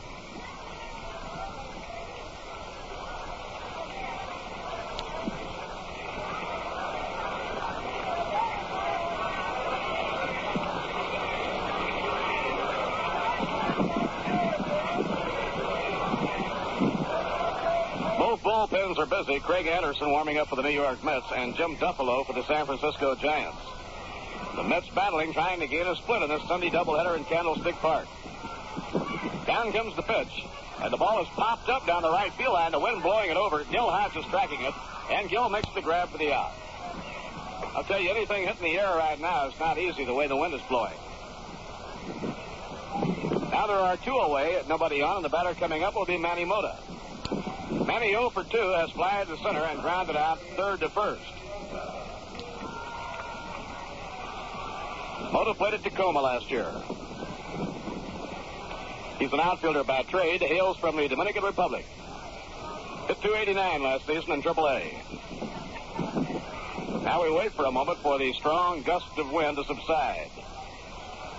This is the wind you hear so much about, blowing from the left field corner to the right field corner. Curve is over. A good one by Al Jackson, strike one. When the first game started today, the wind was blowing the other way.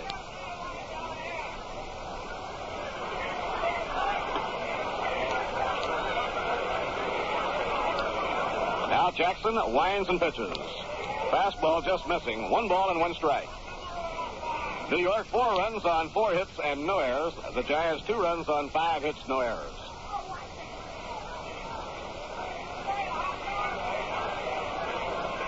Pitching 1-1. Outside and low.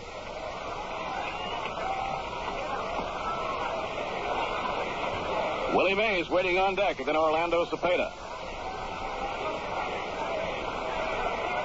Mays, Cepeda, and Alou all had a big day in that first game. Fouled off. That ball goes off the shin of plate umpire Shag Crawford. Even count 2-2 on Manny Mota.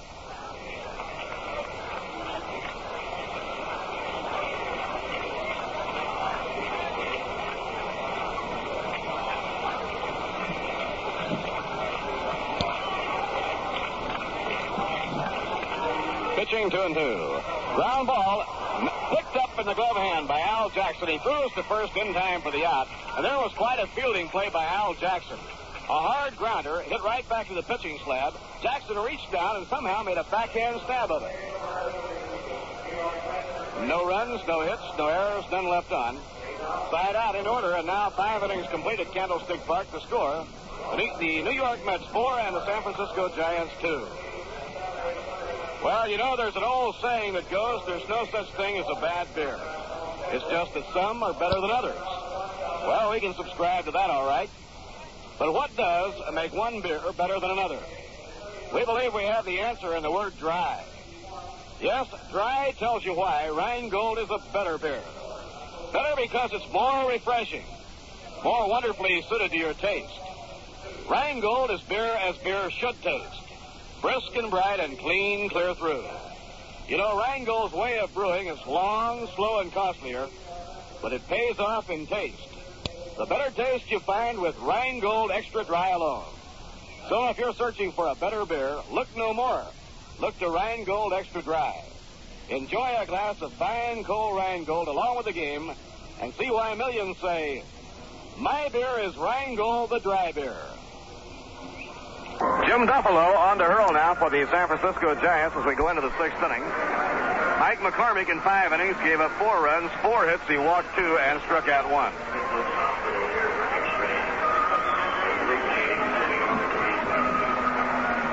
Joe Christopher, who was struck in the back of the head in the opening game on a throw by Orlando Cepeda, was taken to St. Christopher Hospital here in San Francisco for precautionary x-rays. They were negative, and Joe will be on the airplane flying back to New York with the New York Mets tonight. Fortunately for Christopher, he was still wearing his batting helmet running the baselines, and the brunt of the blow was taken by the helmet.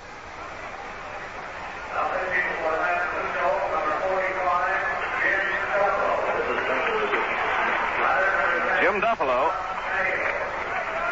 pitching now for the Giants. Last year, Duffalo won 5 and lost only 1. Rod Kenneal up, and the pitch is a strike on the outside corner. Duffalo has been in 8 games, all in relief this year, won none and lost 1, but his earned run mark is a good one, 2.9. Right-hander's pitch is grounded towards short. And it goes right through the legs of the shortstop, Jose Pagan, and on into left center. Kenneal is streaking towards second, and Rod goes into second base standing up. Rod Kenneal goes all the way to second. Real hustling on the part of Kenneal. A ground ball that went through the legs of Pagan on into left center.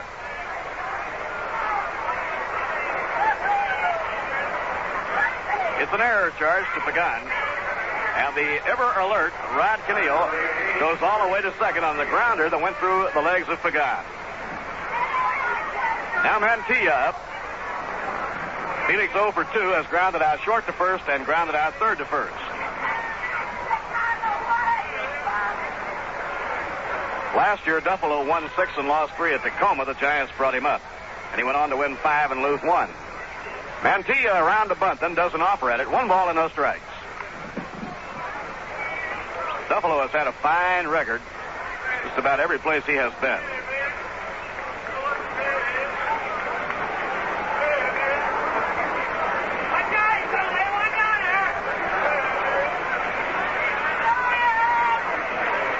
Now the Pennsylvanian delivers inside and high to Felix Mantilla. 2 balls and no strikes.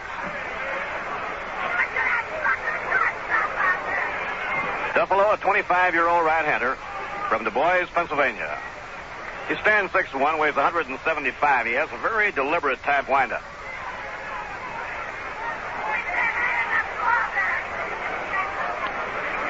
Rod Kenneal leading off second. Mantilla doesn't bunt as he squares around, takes it high, and now it's 3 balls and no strikes.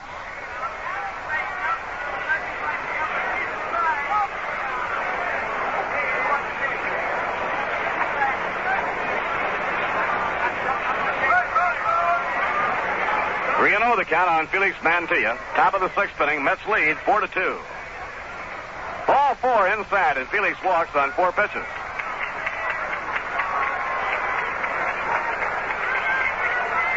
Now Frank Thomas coming up. Frank 0 for 2. Lined the ball hard to Harvey Keene in left field and was thrown out by Jim Davenport, the third baseman.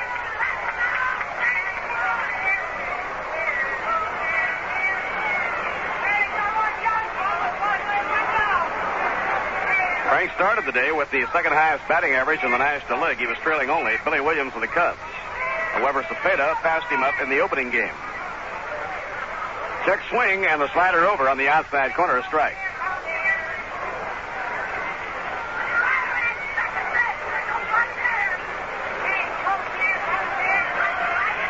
Now Frank Thomas getting out of the batter's box for a moment. Rod Keneal on second, Felix Mantilla on first. Good speed on the baselines, nobody out. Down comes the pitch. Ground ball hit down to third. Davenport puts the ball, goes over, picks it up. No throw. The bases are loaded with nobody out. It's an error charge to Jim Davenport, and the Mets have the bases loaded, nobody out. Davenport, perhaps in his anxiety to get a double play working, booted the ball, and the bases are loaded. Gil Hodges coming up.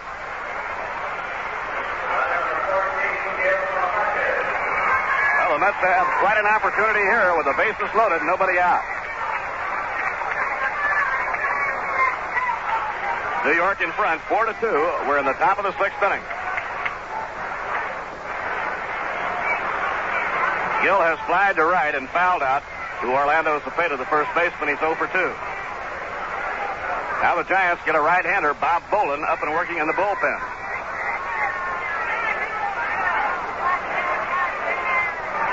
Giants with the infield looking for 2. The pitch, a swing, and a miss on a breaking ball, strike 1. Outfield around toward left against Gil Hodges.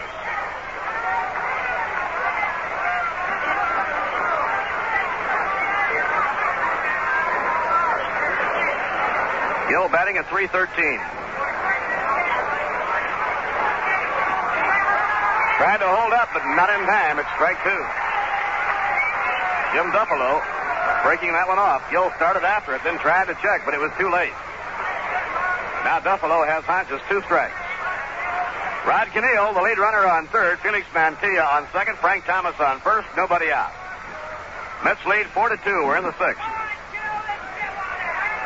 Gil well back from the plate. Lashing that bat around. Now Coxon. Outside, another breaking pitch thrown by Duffalo, and it broke way outside. 1 ball and 2 strikes.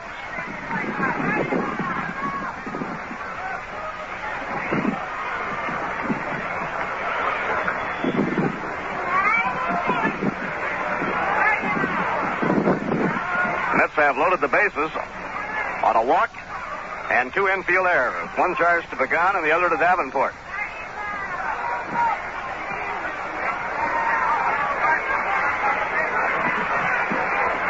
Duffalo working deliberately. Now swings into his windup. The pitch. It bounds away from Ed Bailey, but not far enough to give the runners a chance to move up. And the count is even on Gil Hodges at 2 balls and 2 strikes. Duffalo trying real hard to strike Gil Hodges out with a breaking pitch. Almost had that one bound away for a wild pitch. So it's 2-2 now on Gil. Harry Cheedy on deck and then Helio Chacon. Mets hoping they can break the game open here in the top of the 6th inning.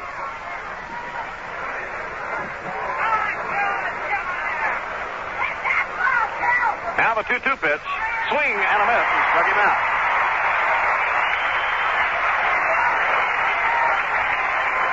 Jim Duffalo reaching back for that little something extra. Stands Gil Hodges 1 down and Harry Cheedy up now. Harry batting at .381.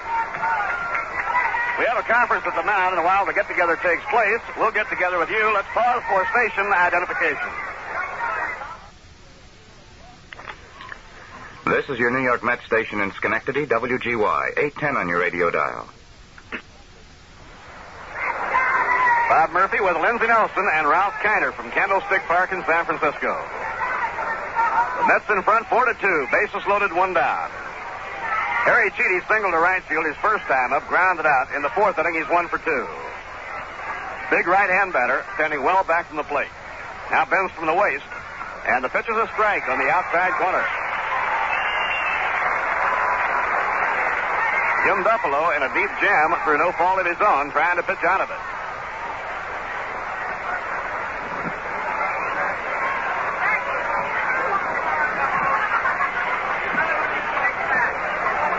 Now the pitch thrown by Duffalo, curve the slow, 1 ball and 1 strike. The Mets got 3 runs in the second on a 3-run homer by Jim Hickman, his 6th home run of the year. And they added a run in the 5th inning when Richie Ashburn triple, scoring Al Jackson. Jackson had beaten out a drag bunt for a base hit. Pitching 1-1. Swing and a miss. Strike 2. 1 ball and 2 strikes. And Duffalo is really firing. 6'1" right-hander from Du Bois, Pennsylvania, giving it everything he's got right here, trying to pitch out of this big jam.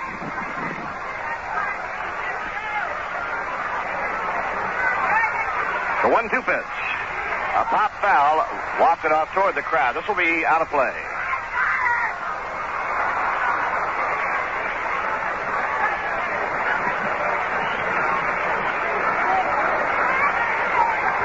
One and 2 on Harry Cheedy.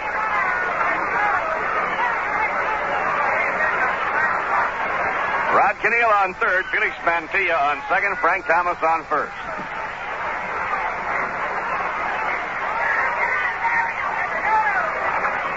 Duffalo tucks the ball behind his back, hands his sign, winds and pitches, swing and a miss. He's struck him out.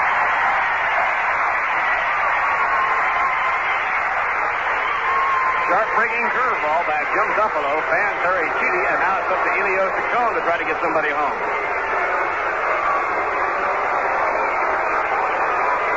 Little Elio would have trouble winning any popularity polls in San Francisco this afternoon after tying into Willie Mays in that opening game. I'll tell you one thing about Elio, he didn't lack for courage.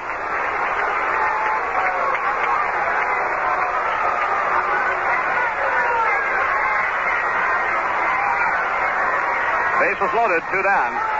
Duffalo has fanned Hodges and Cheedy. Ball 1. Elio has drawn a walk and grounded out. He's 0 for 1. He was on base when Hickman cracked a 3-run homer in the second. Mets leading 4-2, top of the 6th inning.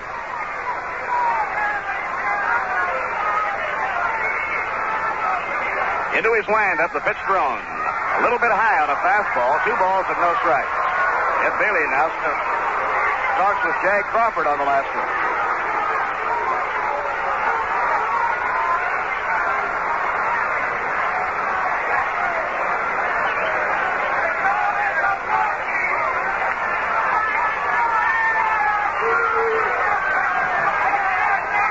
Now Duffalo behind on the count. Pitches. Foul ball back into the screen. Chacon went right after it. Duffalo throws hard. Looks like he throws a heavy ball.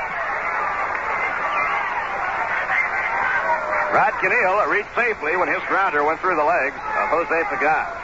Then Mantilla walked on 4 pitches, and Thomas reached safely when Davenport booted a ground ball. Bases loaded and nobody out, but Duffalo fanned Gil Hodges, then struck out Harry Cheedy. And right now it's 2-1 on Elio Chacon. Here's the pitch. Inside, it's ball 3. Now he has to be in the strike zone or force a run across the plate.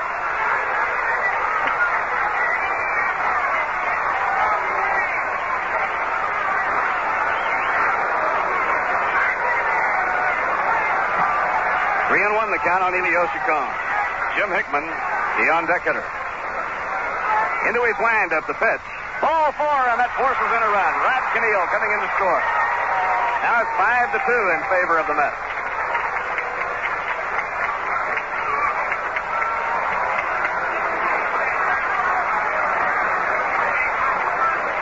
An RBI for Elio Chacon. He walks on the 3-1 pitch, forcing in Rod Kenneal.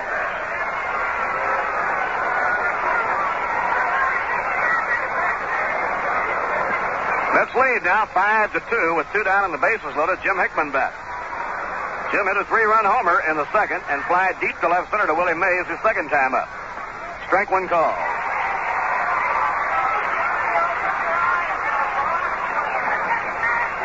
Five to 2 in the top of the 6th inning.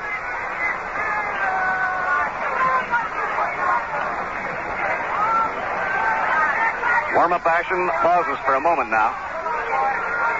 Duffalo winds the pitch. Foul ball back to the screen, and now he has Hickman 2 strikes. Once again, Craig Anderson will loosen up easily down in the bullpen for the Mets. Bob Bolin, a right-hander, is warming up for the Giants.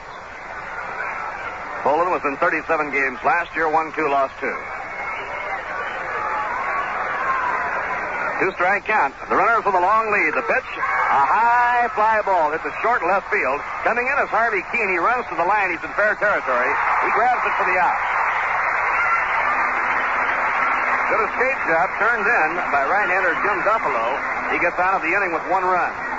1 run, no hits, 2 errors, 3 left on.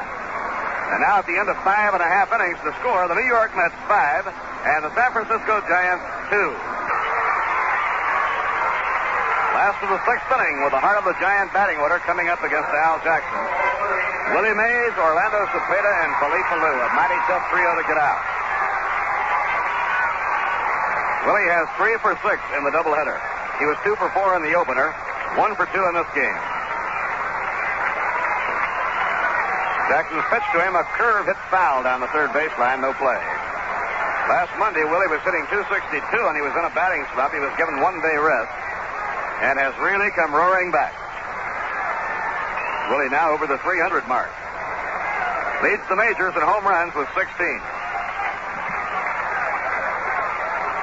Taken low, 1 ball, 1 strike to Willie Mays.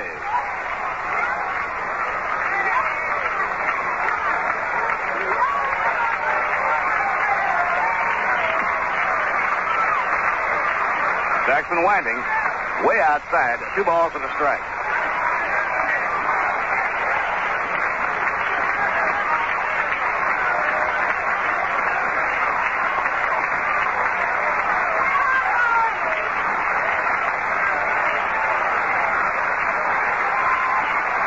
In comes the pitch to Willie, and he lays off of it. It's up high. Ball 3, 3-1. Tremendous 1-2 punch for the Giants with Mays and Cepeda. It's been amazing how many times that they repeat themselves. If Mays gets a double, Cepeda will come up and get 1. Same way with home runs. A high fly ball to right field. The wind carrying it over toward the line. Mantilla is under it, and Felix takes it for the out. So Al Jackson gets Willie Mays 1 down in the last half of the 6th inning. Orlando Cepeda has singled to left center and flied to right, 1 for 2.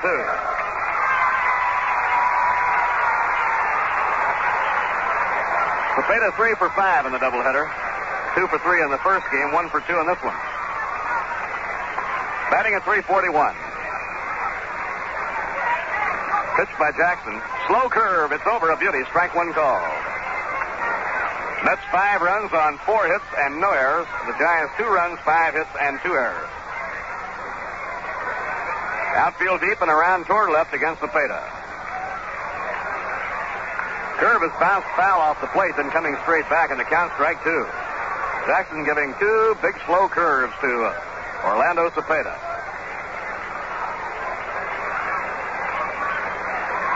Rogers Hornsby, certainly a real authority on hitting if there is one. Consider Cepeda one of the real top hitters in the game. Curve a little bit low. 1 ball and 2 strikes.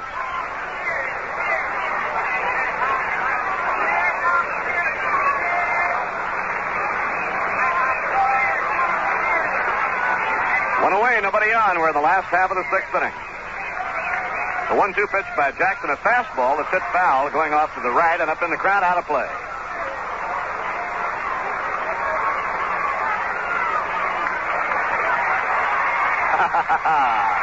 A red balloon came fluttering down from the stands, and lo and behold, where did it wind up?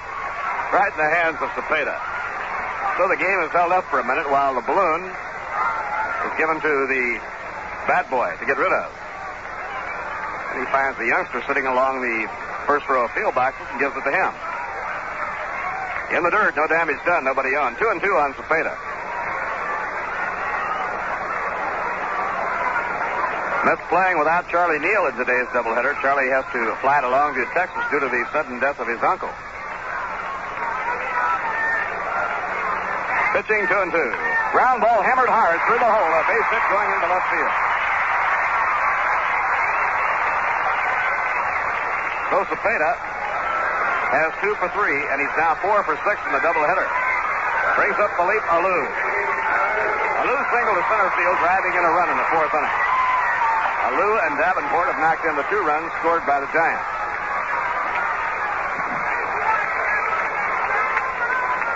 Mets now have the infield set up a double play depth. The outfield shaded toward left and back deep against Philippe Alou. Alou waiting. Fastball over at the knees, a call strike. Alou hitting at .333. He has that front foot right up close to the plate and the right foot back deep. An overly closed stance looking back over that shoulder. Outside and high, 1 ball, 1 strike.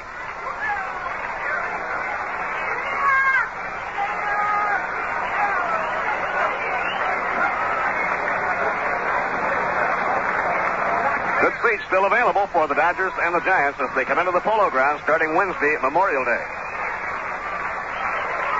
Swing and a miss. Real sneaky fastball that time by Jackson. That pitch was in on Philippe Alou before he realized, and he swung late. 1 ball, 2 strikes.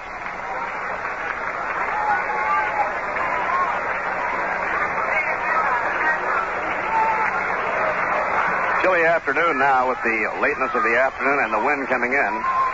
A lot of warm-up time required by the warm-up pitcher, relief pitchers. Ground ball off the glove of Jackson towards short. The cone slips to Mantilla. Force play there on Orlando Cepeda. Ball deflected off the glove of Al Jackson and floated up quite a bit. And Helio had to hurry in, pick it up, and flip to Mantilla just in time for the force play there. Now Jim Davenport comes up with a runner on first, 2 men down.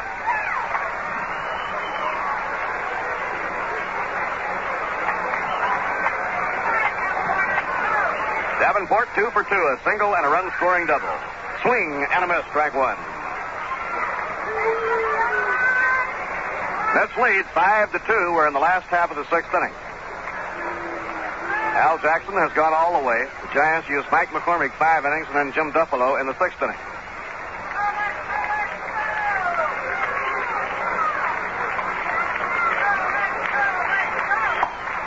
Curve swung and missed. He got him to go for a bad ball that broke way inside on him. Whitey Lockman coaching at third and Wes Westrom at first.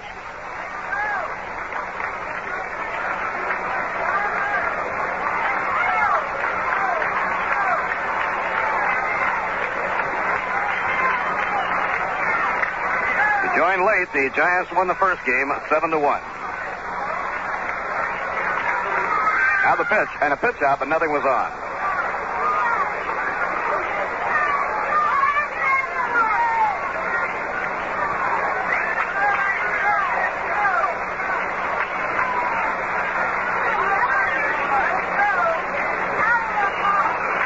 Jackson up in pitching position.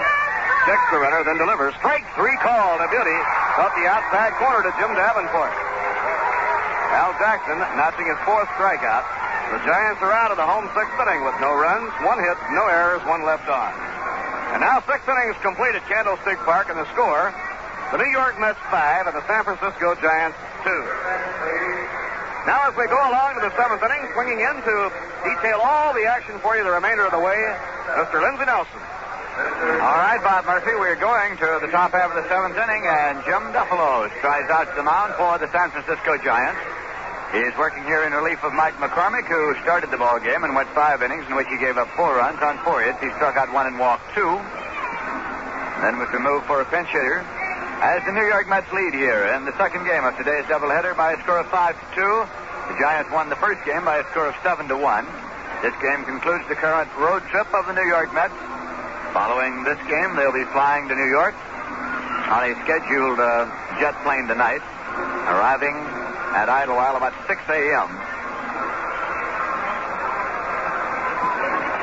And they'll have Monday and Tuesday off, and then the Mets will meet the Los Angeles Dodgers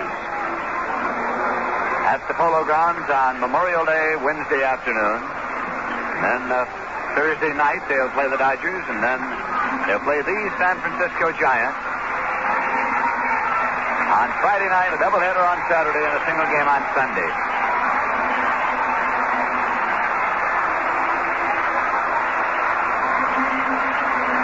Waiting to lead off for the New York Mets is Al Jackson.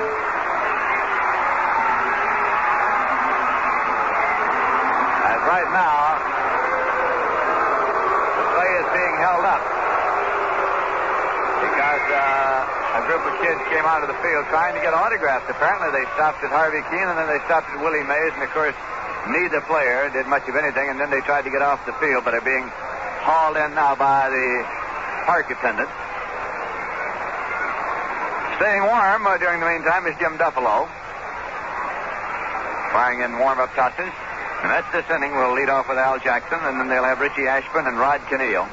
If you want to purchase tickets for future Met games, you can do that at Grand Central Station, Pennsylvania Station. Make reservations at any Howard Clothes store, or order your tickets by mail. You just address it to the ticket manager at the Polo Grounds, New York, 39 New York. Tell him how many tickets you want, and then close $3.50 for each box seat, $2.50 each for reserve seat, and 25 cents additionally for postage and handling of the complete order. So as we go out of the top of the seventh, here is Al Jackson. He effected a drag bunt the last time up. There's a swing and a foul ball off to the left side, going out of play. Jackson is extremely fast. He was quite a track man in high school, and he works on that drag bunt. Try to help himself in any ball game he's pitching, to use the speed to get on base. Pitch is low for a ball. It's 1-1. With two men out, he got on with the drag bunt in the top of the fifth, and Richie Ashburn promptly tripled him home, so it paid off for him.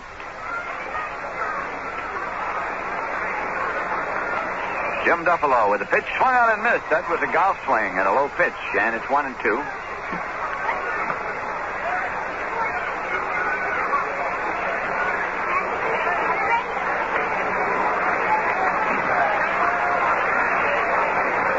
There's a swing and a foul ball coming back and into the stands. It's out of play.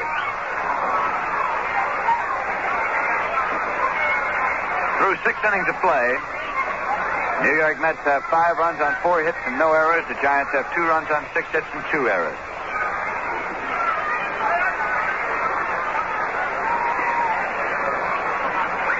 There's a swing and a foul ball. Again coming back into the stands and out of play.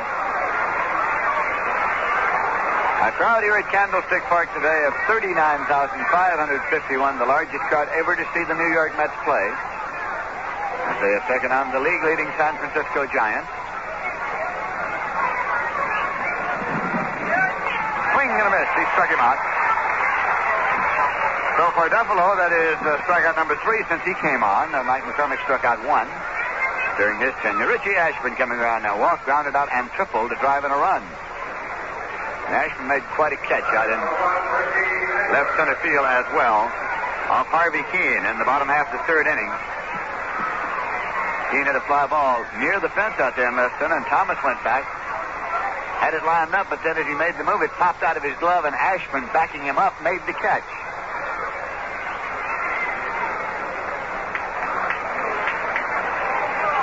Jim Duffalo into the windup, and the pitch is low and away for a ball. Rod Keneal swinging back from the on-deck circle, and 1 bank of lights has been turned on. 2 banks of lights. They're popping on all over the park here now. There's a 3rd bank of lights being turned on at Candlestick Park. A 4th bank, the one in center field, is turned on. Here's the pitch, and it is a called strike as Ashburn bluffed the bunt, ran out of the batter's box, and took it for a called strike. And now all the lights in the ballpark are turned on.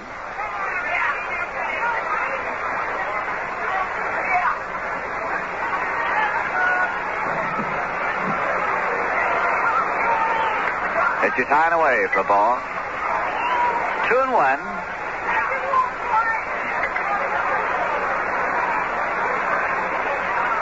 Nobody on base and 1 man out for the Mets, batting in the top half of the 7th inning.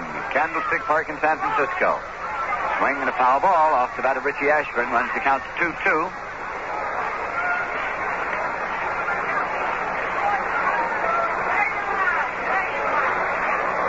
The bullpen areas are not nearly as well populated as they have been earlier in this series, particularly the New York bullpen area. There appears to be only 1 blanket down there, and a lone figure is huddled in that blanket at the moment, just swinging a foul ball coming back into the stands out of play. Of course, as Bob Murphy pointed out, the San Francisco bullpen is equipped with hooded parkas. Since they are familiar with what happens at certain times of day with the weather.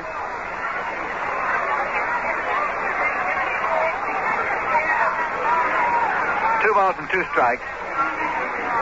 Pitches outside. Of course, our Mr. Ralph Kiner, being a native Californian and having played around here, is also familiar with what happens, but pride in the state of California prevents him from wearing a coat at this time of day. I'll fight it all the way through, Lindsay. And it may be brutal, I'll tell you. Here's the pitch. Swung on and missed, and Ashburn runs to first, and the throw gets him there. So scored as a strikeout for Duffalo. And Ashburn goes out 2-3.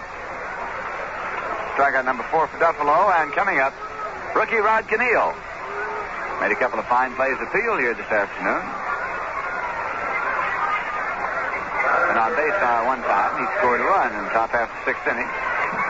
Here's strike 1 to Keneal. Cut.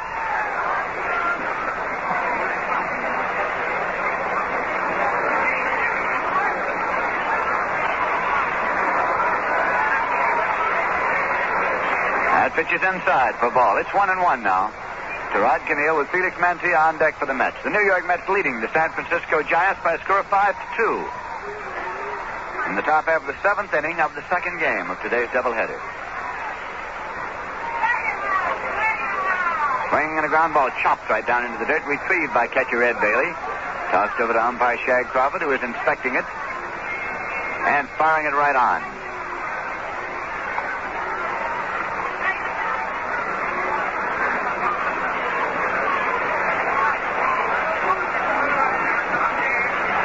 Once again, Jim Duffalo is set to work to Rod Keneal with a count of 1 ball and 2 strikes. The pitch low and away for ball 2. It's 2-2.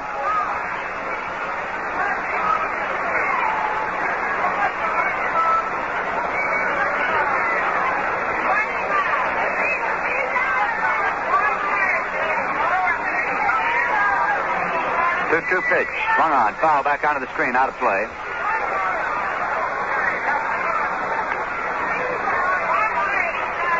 Keneal is stepped back out of the batter's box. Pitching coach Red Ruffing of the New York Mets has been these last few days at Santa Barbara, working with the young pitchers on the Mets club there. And Rogers Hornsby has been handling the bullpen. He checked it and took it inside. It's ball 3, 3-2. Rod Keneal had a notion, but he checked it and took the inside pitch.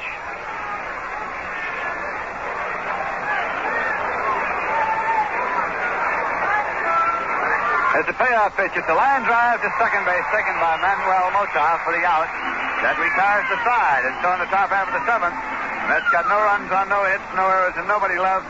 And at the end of 6 1/2 innings of play in San Francisco, the score is the New York Mets 5 and the San Francisco Giants 2. Well, here it is, the 7th inning, and you know what that calls for, Ralph Kiner? Yes, I do. It calls for fine cold Rheingold. That's Rheingold Extra Dry, you know.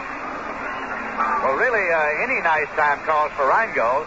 It makes any wonderful day just a little bit more wonderful, but that figures, because Rheingold is the dry beer.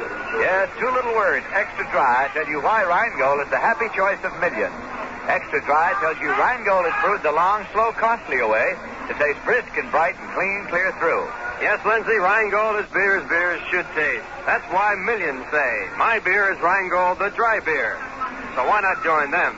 Enjoy a tall, refreshing glass of Rheingold right now as we move along in the baseball action.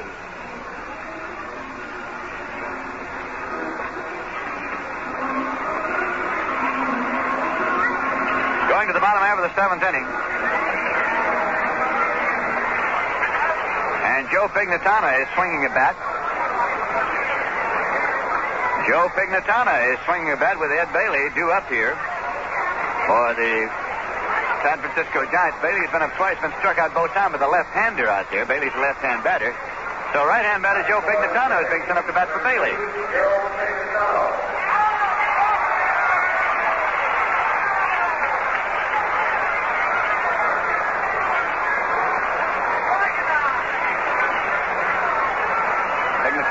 no average.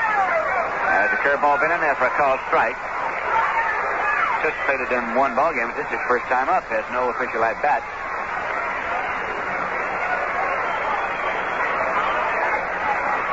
There's a pitch in there for a called strike. Pignatana was born in Brooklyn, New York. And he was traded to the San Francisco Giants for outfielder Jose Tartabull from Kansas City last December. With Kansas City last year, he hit 243. Brooklyn-born Joe Pignatana. Batting for Ed Bailey in the bottom half of the seventh inning. 2 strikes to count as the curveball misses outside. 1-2. Bob Boland is throwing in the bullpen for the San Francisco Giants.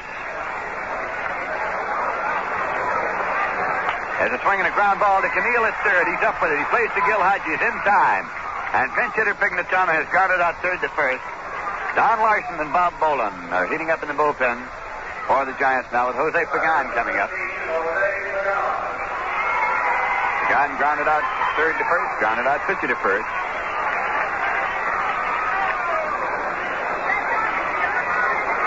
Al Jackson, a little left-hander working for the New York Mets. Winds and fires. Swing and a foul ball. Coming back out of play. The strike one count to Jose Pagan. Pitcher Jim Duffalo is due up next. But plenty of action in the bullpen so that manager Alvin Dark is prepared to go to the pinch hitter. Trailing by 3 runs here. Pitch goes high for a ball.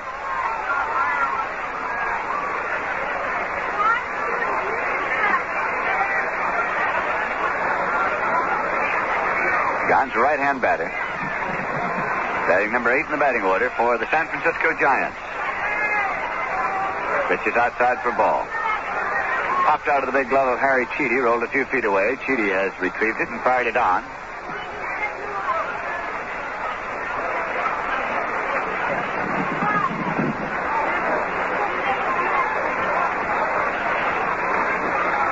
Two balls and 1 strike. And he tries to bunt. Goes as strike 2. It's 2-2. Jose Pagan trying to bunt for the base hit that time. But the count has evened up to him.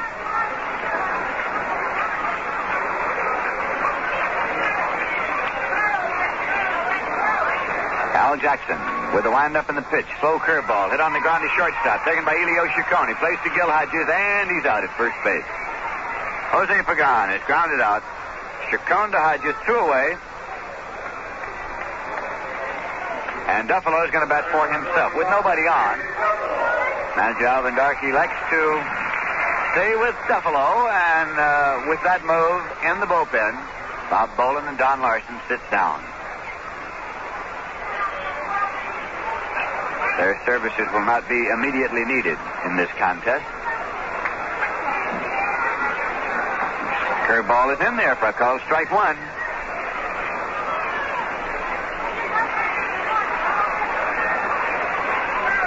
Duffalo is a big right-hand batter. Bends from the waist here at the plate. The curveball outside.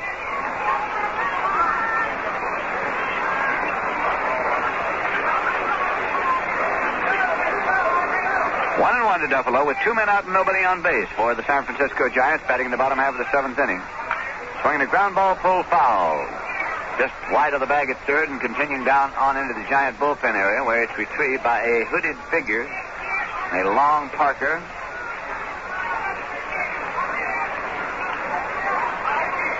And that's the way they're outfitted down there. 1-2. Pitch misses low and inside. It's 2-2 now. This is the first appearance, this particular trip of the New York Mets at Candlestick Park ever. And for many of the ball players, it's been something of an experience to get here for the first time. Pitch is low for ball.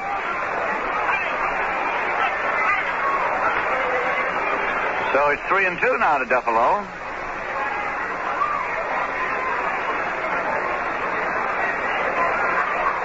Jackson looking in to get a sign from Harry Cheedy with 2 men out.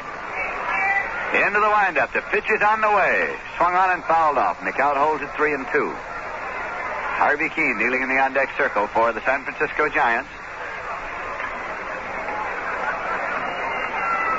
With the lights on here at Candlestick Park. This doubleheader began at 12 noon in San Francisco. Here's a ground ball. At third, it's taken by Keneal. He fires it on across to Gil Hodges in time. And Duffalo grounds out third to first as Jackson gets the Giants out in order on the bottom half of the seventh with no runs on no hits, no errors, and nobody left. And at the end of 7 full innings of play in San Francisco, California, the score is the New York Mets 5, the San Francisco Giants 2. And now, in order to allow our stations to identify themselves, we pause now for station identification. 810 on your dial. This is the General Electric station in Schenectady, WGY. This is Lindsey Nelson with Ralph Kiner and Bob Murphy at Candlestick Park in San Francisco. And Joe Pignatana has stayed in the lineup, replacing Ed Bailey behind the plate. Pignatana came in as a pinch hitter for Bailey and has stayed in. Jim Duffalo, of course, still on the mound for the San Francisco Giants. We're talking to a few of the Giants yesterday, and they're a little bit excited about getting back to New York to play baseball in New York at the Polo Grounds. And, of course, manager Alvin Dark and Wes Westrom and Larry Jansen and Whitey Lockman are anxious to get back to the ballpark where they played and played so very well during their tenure as New York Giants. And the Mets are anxious to get back there, too, to play again before the home folks, before the crowds that have turned out so enthusiastically and backed them so well in New York. Felix Mantilla is up to lead off in the top half of the 8th inning. There's a drive down the right field line, and it is in foul territory, taken by Orlando Cepeda. A soft hop down the right field line. And Cepeda simply followed it back and took it in foul territory.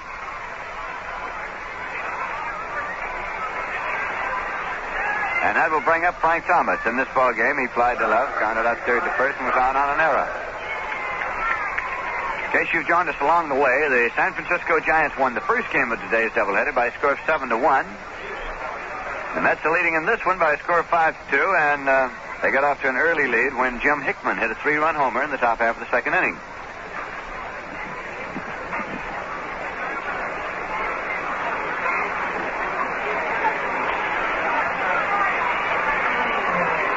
Thomas waiting for the first pitch from Jim Duffalo.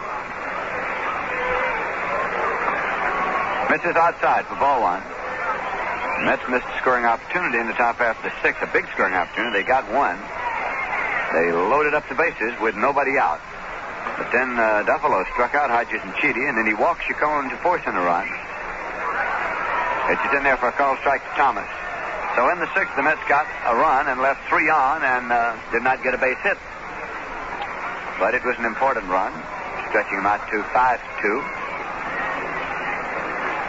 1 ball and 1 strike to count to Frank Thomas. Swinging a foul ball back over the screen and into the stand. That sends Joe Pignatana out to check with Jim Duffalo at the mound.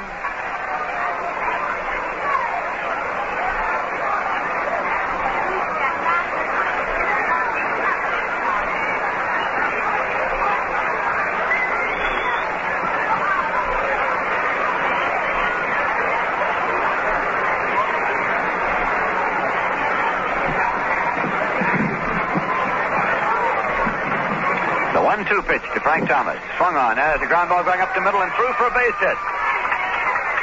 So Frank Thomas gets his first base hit of this game, and that continues his consecutive game hitting streak to 17. Frank Thomas has hit safely in 17 consecutive games.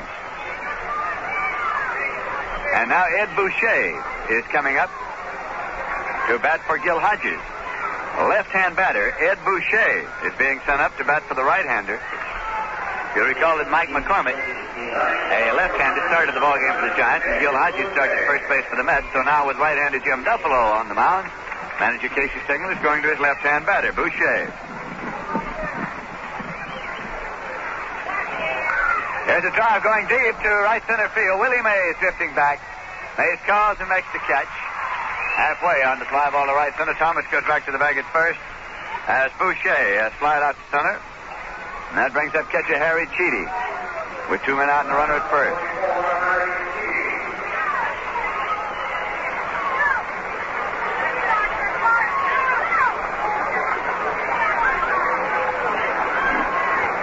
Harry Cheedy, right-hand batter, singled in the second inning, grounded out and struck out. He is 1 for 3 in this ball game.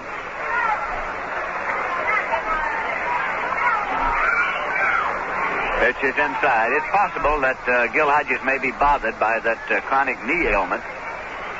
That does bother him from time to time, and appeared to have hobbled him at least one time this afternoon, so that is a possibility. Prompting manager Casey Stengel on the move to Boucher. That pitch is inside for a ball. It's 2-0.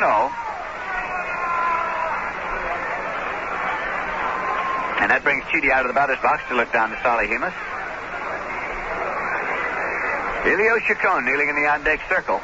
He's had a busy day.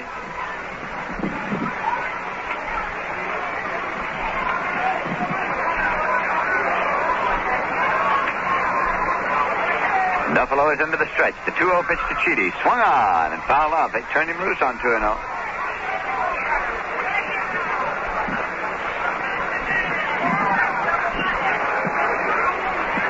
In Los Angeles, in the first game of a doubleheader this afternoon, the Dodgers beat the Phils 5-2, and the second game now is going to the top half of the second. No score. Art Mahaffey for the Phils against Don Drysdale of the Los Angeles Dodgers.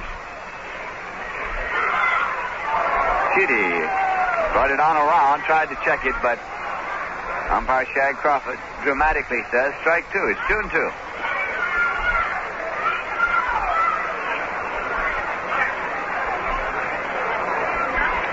Two men out, and Frank Thomas, the base runner at first. With the Mets leading the San Francisco Giants 5-2. 2-2 pitch to Cheedy. It's a ground ball to shortstop. Pagan's up with it. He plays over to Mota at second for the force, and that retires the side. In the top half of the 8th inning, the New York Mets got no runs on 1 hit, no errors. There was 1 left, and at the end of 7.5 innings of play in San Francisco, California, the score is the New York Mets 5, the Giants 2, and now a word from Viceroy Cigarettes. I have this band, and it really swings, and we have this singer who really sings. We just finished playing for a nice bunch of folks when I discovered I was out of smokes. Someone handed me an unfiltered pack. Too harsh for me, I gave it back. And filters, they either taste strong or too thin. Then a cute little singer said,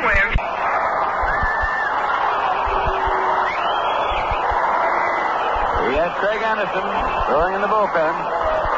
And he is talking to Al Jackson. Cheedy is there. Boucher is there. Rod Camille is there.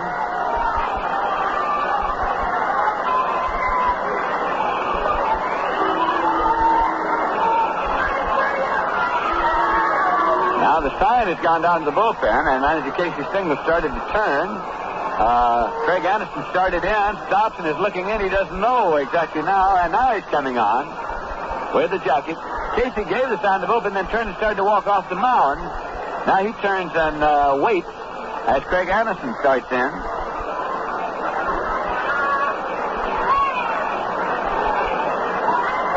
And as Craig Anderson comes on here, in order to bring us up to date on the baseball action all around the majors today, here's Ralph Kiner. In the National League, Vernon Law picked up a victory as he defeated Houston 7-2. He went all the way. He allowed only 8 base hits in that ball game. The losing pitcher was Johnson for the Houston Ball Club. In the second game,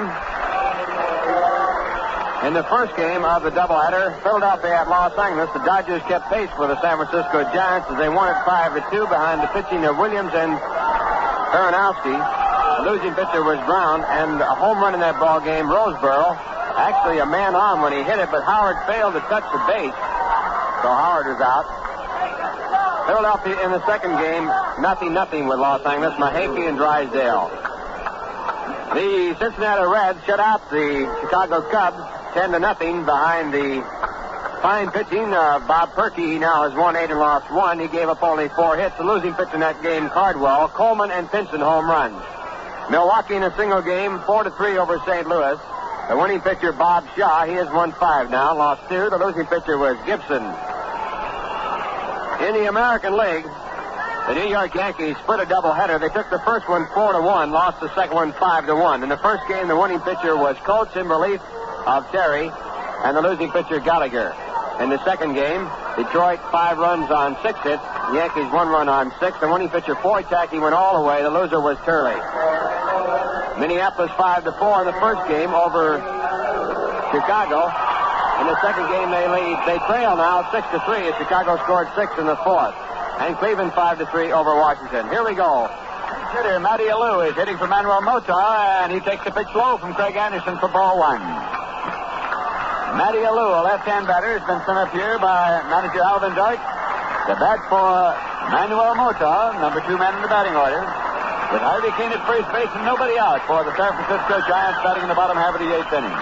Craig Anderson on in relief here is into the stretch now, and the pitch to Alou, low and away. 2 balls and no strikes. The Mets lead by a score 5-2. Al Jackson pitched 7 innings, faced 1 batter in the 8th.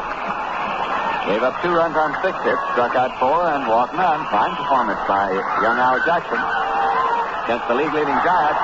That pitch is low and popped out of the big glove of Alou.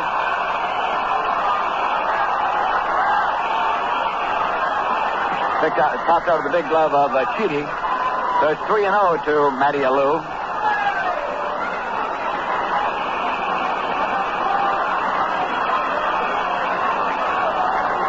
Another baseball going out to Craig Anderson. He's rubbing it up. Anderson has come on in relief and quickly has gone 3-0 on Matty Alou. That's in there for a call, strike 1. 3-1 now. Alou backs out to take a look down to Whitey Lockman, the coach at third, to see whether he's taking or free to swing away here.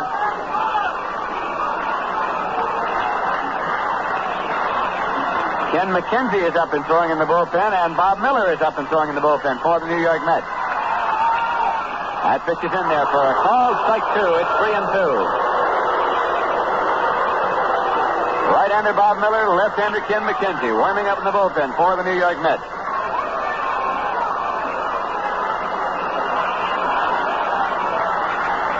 This will be a 3-2 pitch. Keene is the base runner at first. There's nobody out.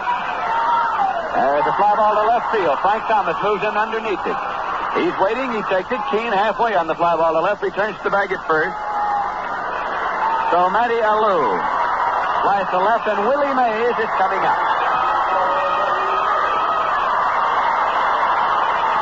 Willie Mays in this game fouled out to first, doubled, and later scored, and went out second.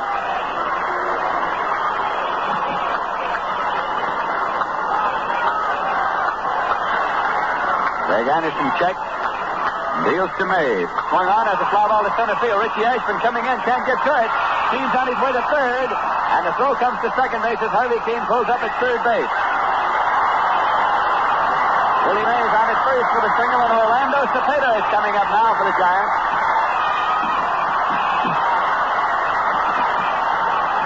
Cepeda is 2 for 3 in this ball game. He represents tying run at the plate for the Giants here in the bottom half of the 8th inning. Mets have a 5-2 lead, but the San Francisco Giants have runners at first and third. And the runner at first is the speedy Willie Mays. Keane is the base runner at third. Craig Anderson with the pitch. Sidearm low for ball 1. Orlando Cepeda batting cleanup in the batting order of the San Francisco Giants.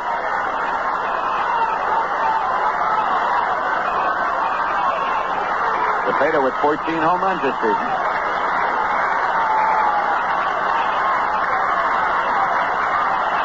Throw to first, not in time to get Willie Mays, who is back safely.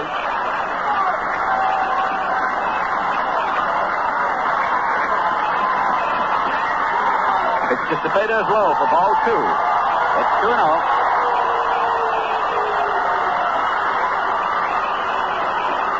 The crowd is alive here at Candlestick Park with the big guns in action for the San Francisco Giants. Philippe Alou is in the on-deck circle. He bats number 5 in the batting order.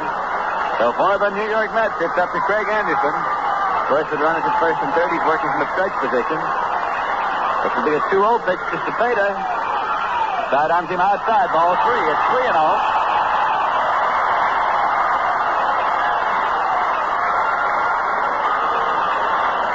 He's looking down to Whitey Lockman, the coach at third.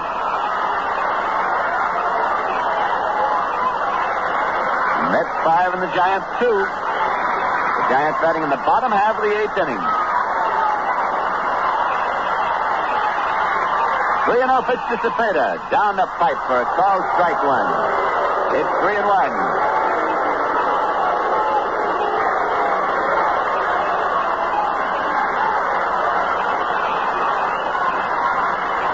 Anderson going through a series of calisthenics, loosening up out there on the mound before getting set for the 3-1 pitch. He's into the stretch. A pitch to Cepeda. Swung on as a drive down the left field line. It's a fair ball. Keene is coming on to score. Thomas up with the ball. Throw goes to second base. And fighting him safely at second is Cepeda with Mays holding at third. 1 run in. On the double down into the left field corner by Orlando Cepeda. It's 5-3. With Felipe Alou coming up. The Giants have runners at second and third. Tying run at second base.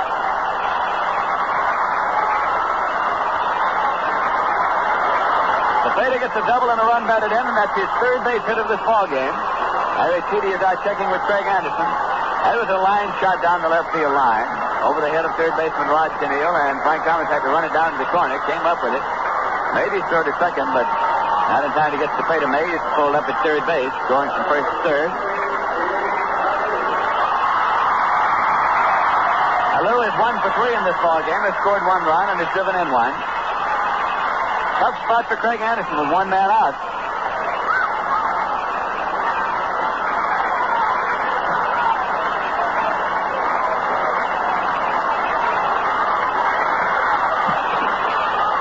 Willie Mays, the base runner at third. Orlando Cepeda, the base runner at second. Anderson now working straight away with the pitch. Inside, pops out of the glove of Chidi. Keeping an eye on Willie Mays, he retrieves it. It only rolled 5 or 6 feet away. So Chidi retrieved it while watching Willie Mays at the same time. Jim Davenport kneeling in the on-deck circle for the San Francisco Giants.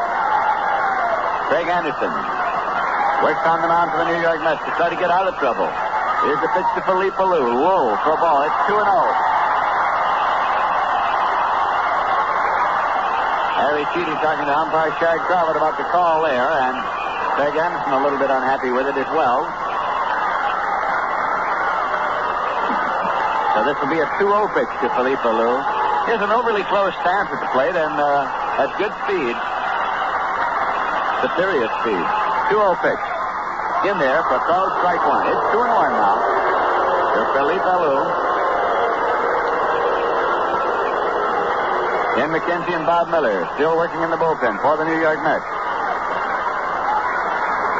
And 2 Millers up and throwing in the bullpen now for the San Francisco Giants. Craig Anderson looking in for a sign. He has it. Runners leading. Here's a 2-1 pitch. And it's going to right field for a base hit. Willie Mays has come on to score. Here's Hickman's throw to the plate. It's coming on, and Cepeda comes on to score. The score is tied. 5-5.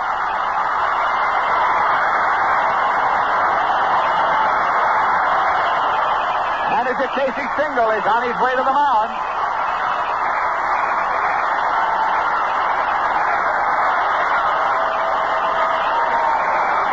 That ball was sliced out into right field by Felipe Alou. Hickman came up with it. Fired it on, but not in time to get Cepeda. Mays had scored easily, of course. It's a 5-5 game, and Casey Stengel is up the mound. The sign is going out to the bullpen. And it's going to be Bob Miller. Bob Miller is being brought in.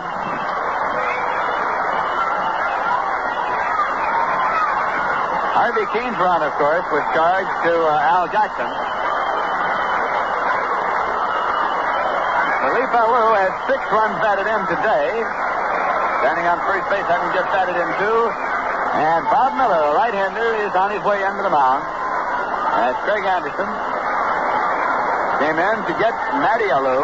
on the fly to left, but then allowed a single to Willie Mays, a double to Orlando Cepeda, the single to Felipe Alou. So Craig Anderson goes out of the ball game.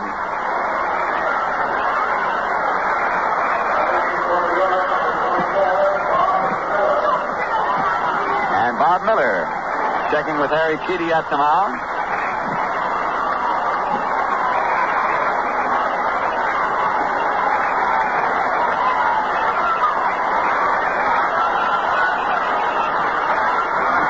You will not find more closely competitive baseball than we've seen here on the coast with the Mets going against the Dodgers.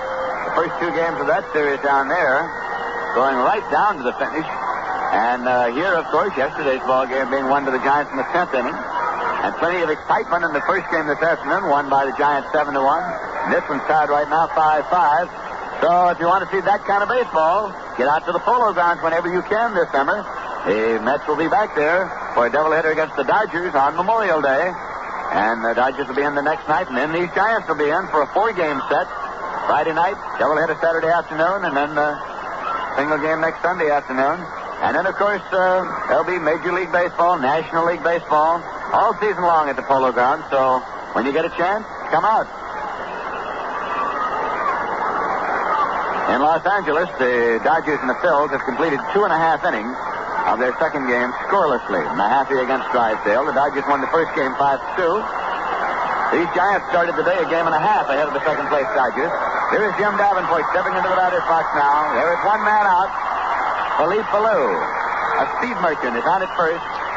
Bob Miller is on the mound. He's into the stretch. And here's the pitch, missing outside for ball one.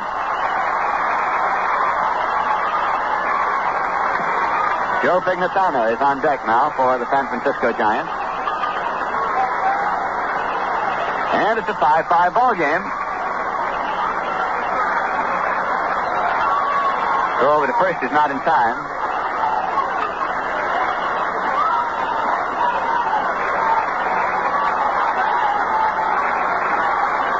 Time has been called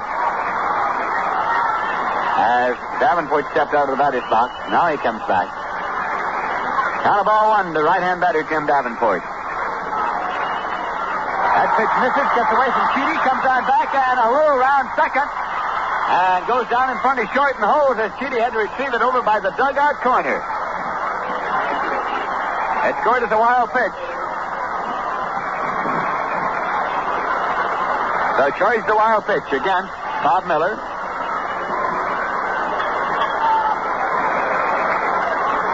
Alou moves to second. One man out. Count to Davenport. 2 balls and no strikes. Stu Miller still throwing the bullpen for the San Francisco Giants. And Ken McKenzie still in the bullpen for the New York Mets.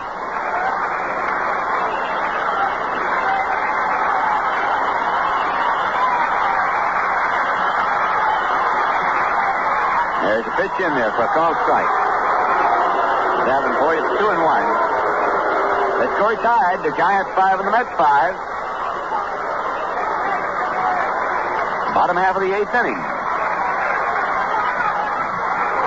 Pitch goes low. It's 3-1. Throws through to second base. He's safe as Alou goes diving back in. And Chacon steps across him as he took the throw. 3 balls and 1 strike. Time call until Alou can get brushed off down there at second. He's all right. Davenport standing right in the batter's box.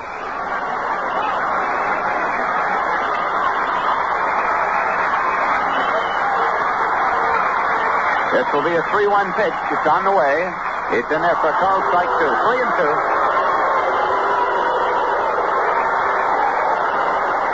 Almost 40,000 fans here this afternoon for the doubleheader between the Mets and the Giants.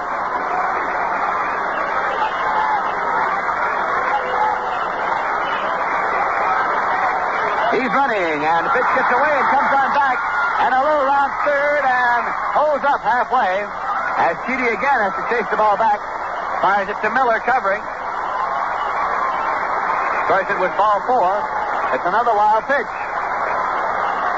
It was ball 4. And sent Davenport to first.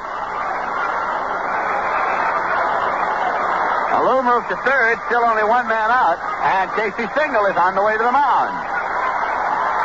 Bob Miller Had 2 wild pitches and working to Jim Davenport. And single stopped halfway out to the mound.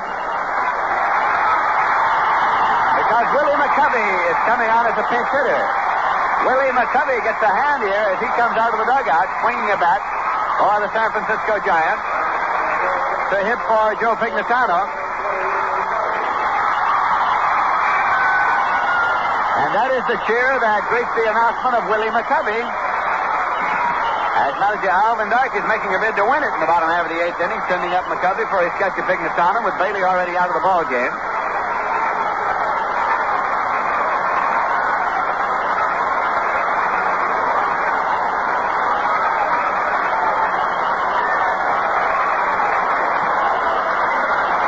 Of course, he still has catcher Tom Haller available. Haller worked the first game. But Casey Stengler's going to leave Bob Miller in the ball game. Casey started, got out there about halfway, was going to check with Miller apparently, and when he saw McCovey coming out, decided to go back to the dugout. McCovey, of course, a big left-hand batter. Runners at first and third with 1 man out. Here's the pitch, fired low for ball 1.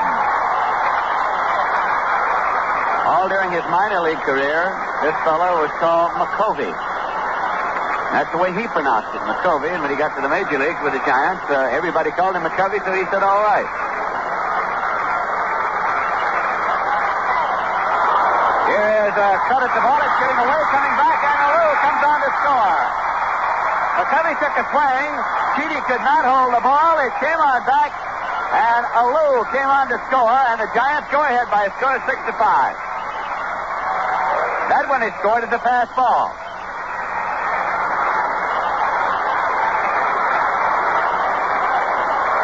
That one is scored as a fastball, and the previous scoring of a wild pitch when Alou moved from second to third has been changed now by the official score to a stolen base for Alou. He was running on the pitch, so it's been changed to a stolen base and no wild pitch on that play. The count to McCovey at the plate is 1-1 now. The runner at second, and the pitch is in there for a called strike. It's 1-2.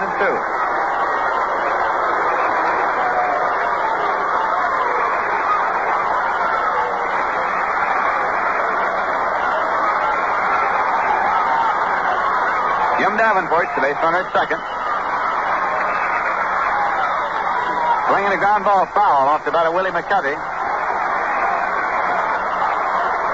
The Giants have gone ahead by a score of 6-5 here in the bottom half of the 8th inning. As they are pushed across 4 runs in the bottom half of the 8th inning. The 8th inning has been a tough one for the New York Mets on this road trip.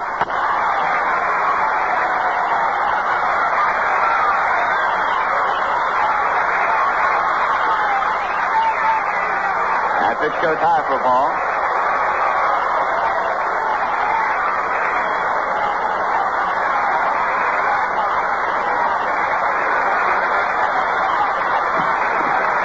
Three of those runs, of course, are charged against Craig Miller, or rather, Craig Anderson, with Bob Miller running on to relieve him.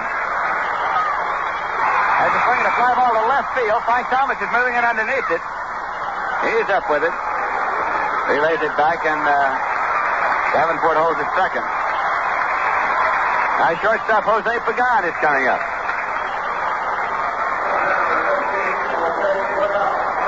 He's a right-hand batter, nothing for 3 in this ball game.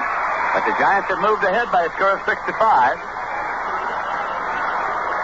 Ken McKenzie still throwing in the bullpen for the New York Mets. Stu Miller still warming up for the San Francisco Giants.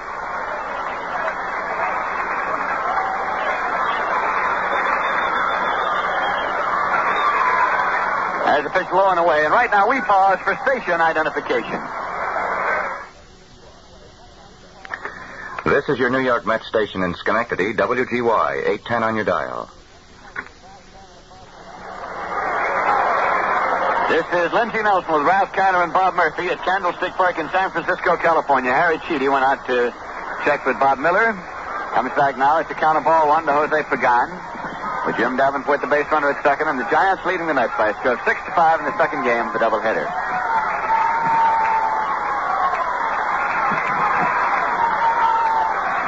Swing and a miss. 1-1 the count.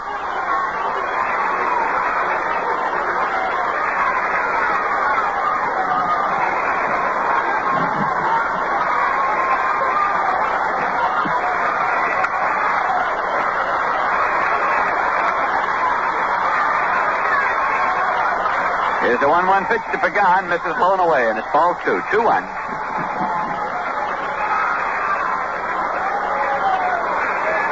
Well, Jackson left the ball game with a 5-2 lead and had turned in a fine performance.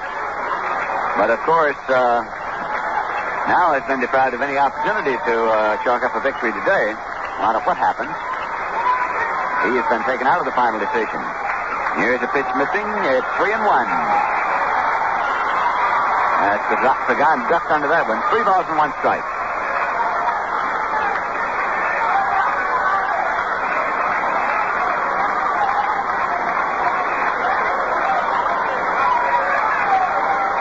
Chuck Hiller is in the on-deck circle, swinging a bat.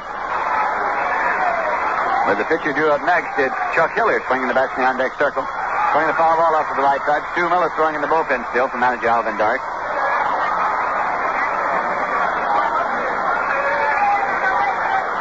Count is full. 3 balls and 2 strikes. To Pagan.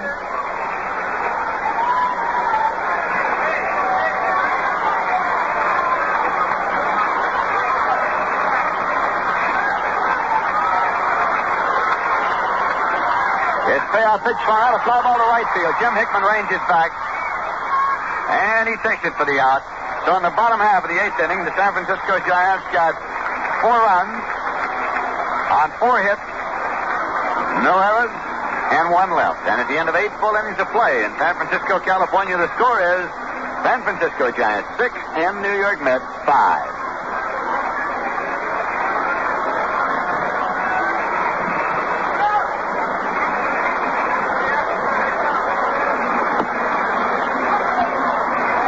If you'd like to get caught up on the past histories and records of all the New York Mets, you can get a copy of the brand new Met yearbook, and it's very easy to do. They're on sale at the Polo Grounds during all the Met home games.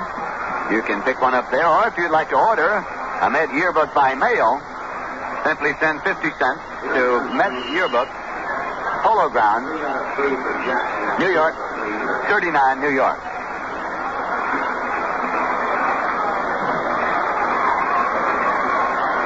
Now changes are being made by the San Francisco Giants. Tom Haller is the catcher. Stu Miller is the pitcher. And Chuck Hiller is the second baseman. So coming into the ball game, a Hiller and a Haller and a Miller.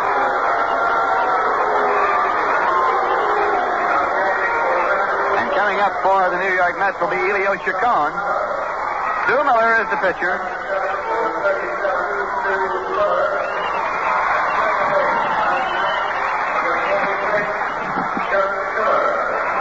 Chuck Hiller, of course, has to bat 9th if you're keeping a scorecard. And since he came on as the pinch hitter, and Haller will bat 2nd in place of Manuel Mota, and Miller is going to bat in place of the catcher Pignatana.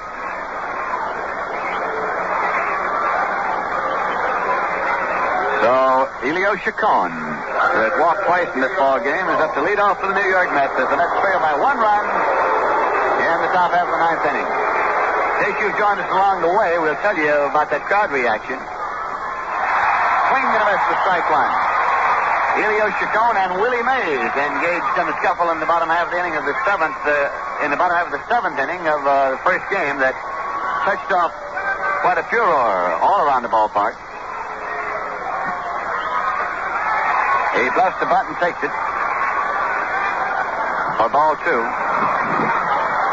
When Chacon and Mays started swinging and were down on the ground, bullpen's emptied, and already Cepeda had threatened Roger Craig. Had started out there with a bat at one time, and the melee broke out in earnest then all over that infield. That's changed to a strike, and it's 1-1 now, and this one is thrown out and pops up. Back of the plate, and coming back is Tom Haller calling, and he makes the catch for the out.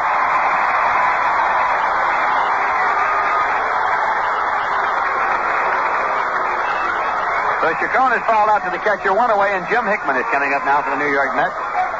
Hickman had a 3-run homer in the top half of the 2nd inning that gave the Mets an early lead that they maintained until moments ago. Stu Miller has cleaned up 2 pieces of paper from the infield, rolls them up into a little ball, walks over and throws them across the baseline at third. Just before Chacon swung on that pitch, Shag Crawford indicated that the call on the second ball pitch had been strike when he bluffed the bunt instead of a ball. So it was 1-1 when he fouled it back. Here's a pitch to Hickman going high for ball 1.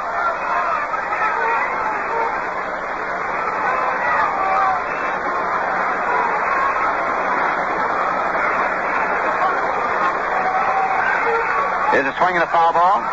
Coming back for strike 1. 1-1 now to Hickman with 1 man out and nobody on for the New York Mets, batting in the top half of the 9th inning. Mets needing a base runner of some kind to try to get something started in the top of the 9th, as the Giants now lead them by a score of 6-5. Marv Thornberry is swinging bats in the on-deck circle. Here's a pitch taken low for a ball. It's 2-1. Thornberry swinging bats in the on-deck circle as the prospective hitter for pitcher Bob Miller.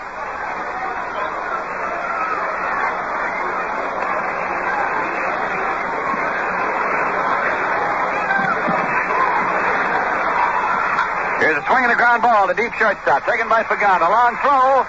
In time, he got him, and Orlando Cepeda stretched out to help the throw, getting Hickman by a step. 2 away, nobody on, and Marv Thornberry, left-hand batter, is being sent up to hit for Bob Miller by manager Casey Stengel. The Giants 6 and the Mets 5 in the bottom of the 9th.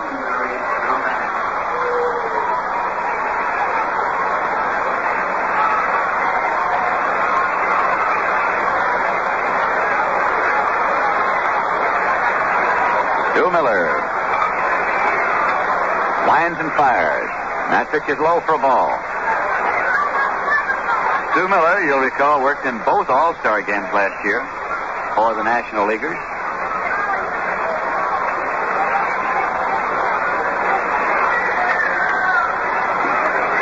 Pitch to Thornberry. Swung on, foul back. It's out of play, 1-1.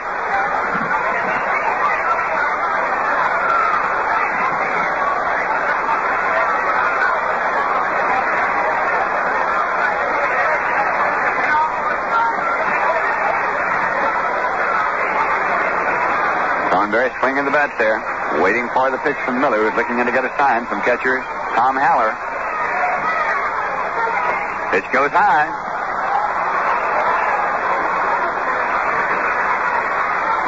Stu Miller, of course, feeds batters an assortment of what is known in baseball parlance as junk. A lot of soft pitches, off-speed pitches, although he has a pretty good fastball at that. 2-1 pitch. Swung on and missed.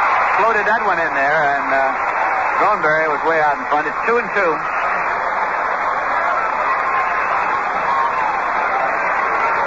Nobody out, nobody on. 2 men out for the Mets.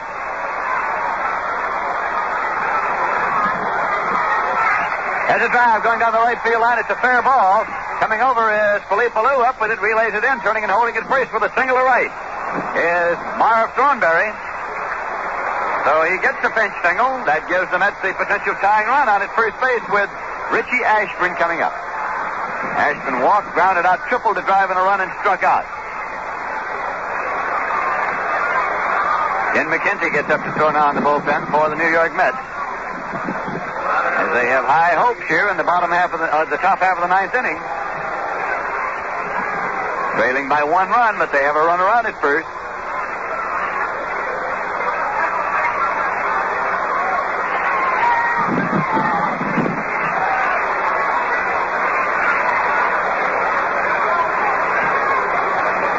Ashburn, of course, a left-hand batter. Thornberry leads at first. Stu Miller's pitch is inside for a ball to Richie Ashburn. Rod Kenneal is on deck for the Mets.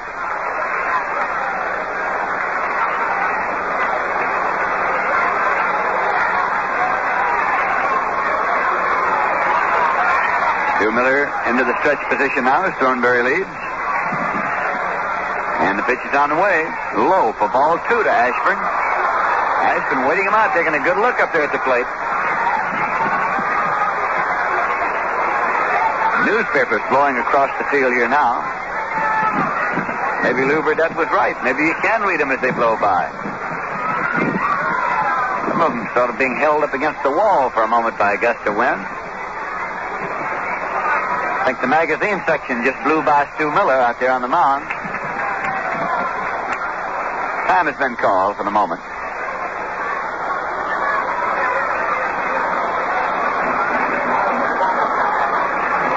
As they wait for this flurry to die down, umpire Shag Crawford has done a little groundskeeping. You collect those papers, of course, it's a question of what to do with them. Cookie Lavajetta is chasing a piece of paper, and it's just out of his reach. Cookie chases it and finally gives up as Richie Ashburn pins it with the back at the plate, and now another piece eludes Shag Crawford. Cookie chased it practically to the plate, just out of reach all the way. 2 balls and no strikes. The count now to Richie Ashburn at the plate. Pitch misses outside. It's ball 3. 3-0 to Ashburn. Thornberry at first and 2 men out for the Mets, batting the top half of the ninth inning.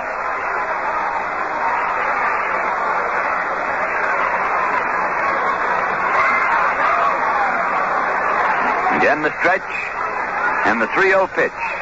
In there for a called strike one. It's 3-1.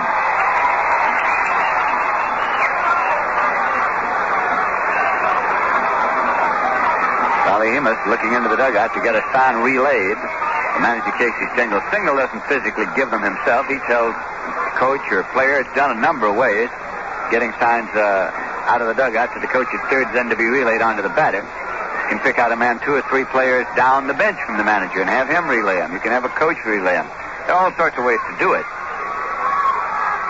This is a 3-1 pitch to Ashburn. Check swing, foul ball into the dugout of the New York Mets. Ashburn was trying to lean back, and the ball hit the bat and went into the dugout of the New York Mets. So it's 3-2 now to Ashburn. Thornberry at first with 2 outs will be going on the pitch. Giants leading 6-5. Stu Miller trying to save this one for the Giants. Richie Ashburn trying to keep it alive for the New York Mets. But again, you can say that the Mets have taken the league leaders down as far as you can take them. Thornberry's running. Here's a ground ball going to the left side. Pagan backhanded. He'll have a long throw, and he has no throw. He's safe at first. Pagan took the look and had the arm cocked, but saw that he would never be able to get Ashburn. Scored as a base hit for Richie Ashburn on a 3-2 pitch. That is Ashburn's second hit of this ball game. And coming up now, Rod Keneal, the right-hand batter. What a spot for a rookie. He's been up 4 times in this game without a hit. He was on an error in the 6th inning.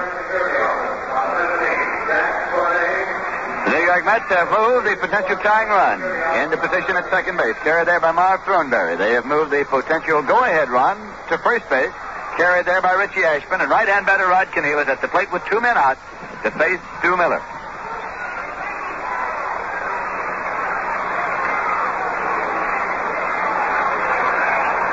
Miller looking in to get a sign from Tom Haller. Moves up now into the stretch position. Runners leading at first and second. Here's the pitch. Taken outside for ball 1. Time called by Tom Haller, the catcher. He goes out to check with Stu Miller.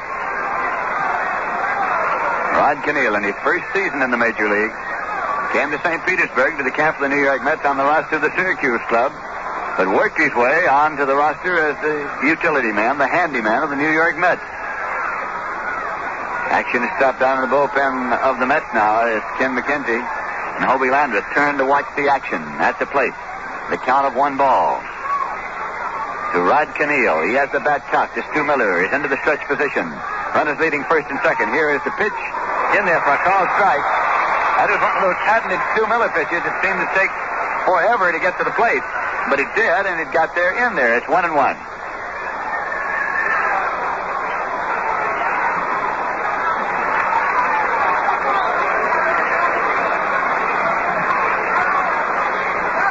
Count is level now to Keneal.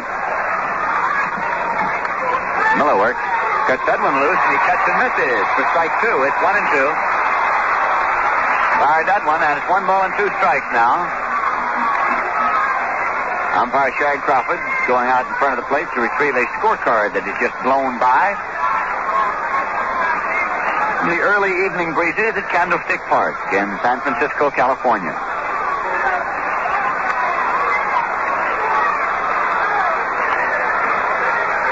Keneal has a count of 1 ball and 2 strikes.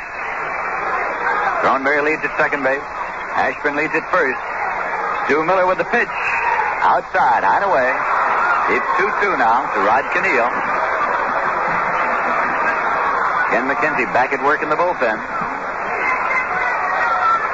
Wind is blowing now out toward left field. That's where the paper is congregating. That's the way the flag is pointed.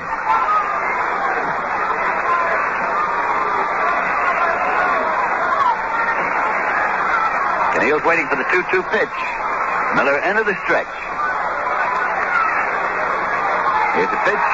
Taken low for a ball. It's 3-2. So with 2 men out, Thornberry at second and Ashburn at first will be off with the pitch.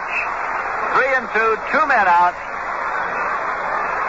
Giants leading the Mets 6-5 as the Mets bat in the top half of the 9th inning.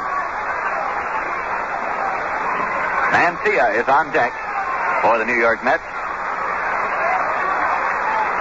Miller into the stretch. Runners are gone. 3-2 pitch. Swung on, and it's a fly ball to left field.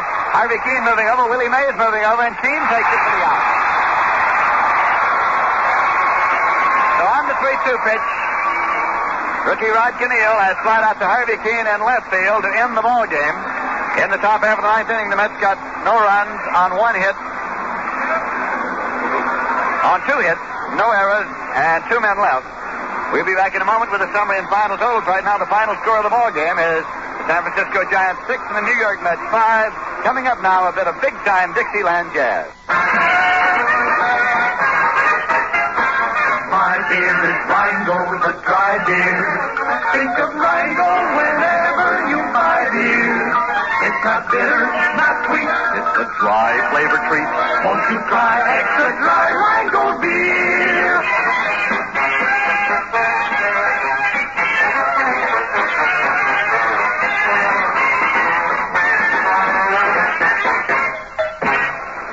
That's the song that tells you why Rheingold is New York's largest selling beer. Because it's dry beer. Extra dry. Those 2 little words tell you that Rheingold is brewed the long, slow, costlier way for extra refreshment. So try a glass along with the game and discover the difference dry makes. Well, here at Candlestick Park, the San Francisco Giants have taken a doubleheader from the New York Mets by scores of 7-1 and 6-5. To tell you something of how they did it, here is Ralph Kiner. Well, the second game was a heartbreaker, and the Mets, after winning 3 out of 4 from Milwaukee at the start of this road trip, a 12-game trip, have now dropped 8 in a row. And the action almost always coming in the latter part of the game. In the second game here, the San Francisco Giants scored 4 runs in the bottom half of the 8th inning to take over the lead 6-5, and they held on. The winning run of the ball game was an unearned run, which scored on a pass ball. Actually, the hitting star of the ball game was Felipe Alou, who in the first game had 3 for 4 with 3 runs batted in. In the second game, he also had 3 runs batted in, collecting 2 hits and 4 times up. He also was credited with 3 stolen bases.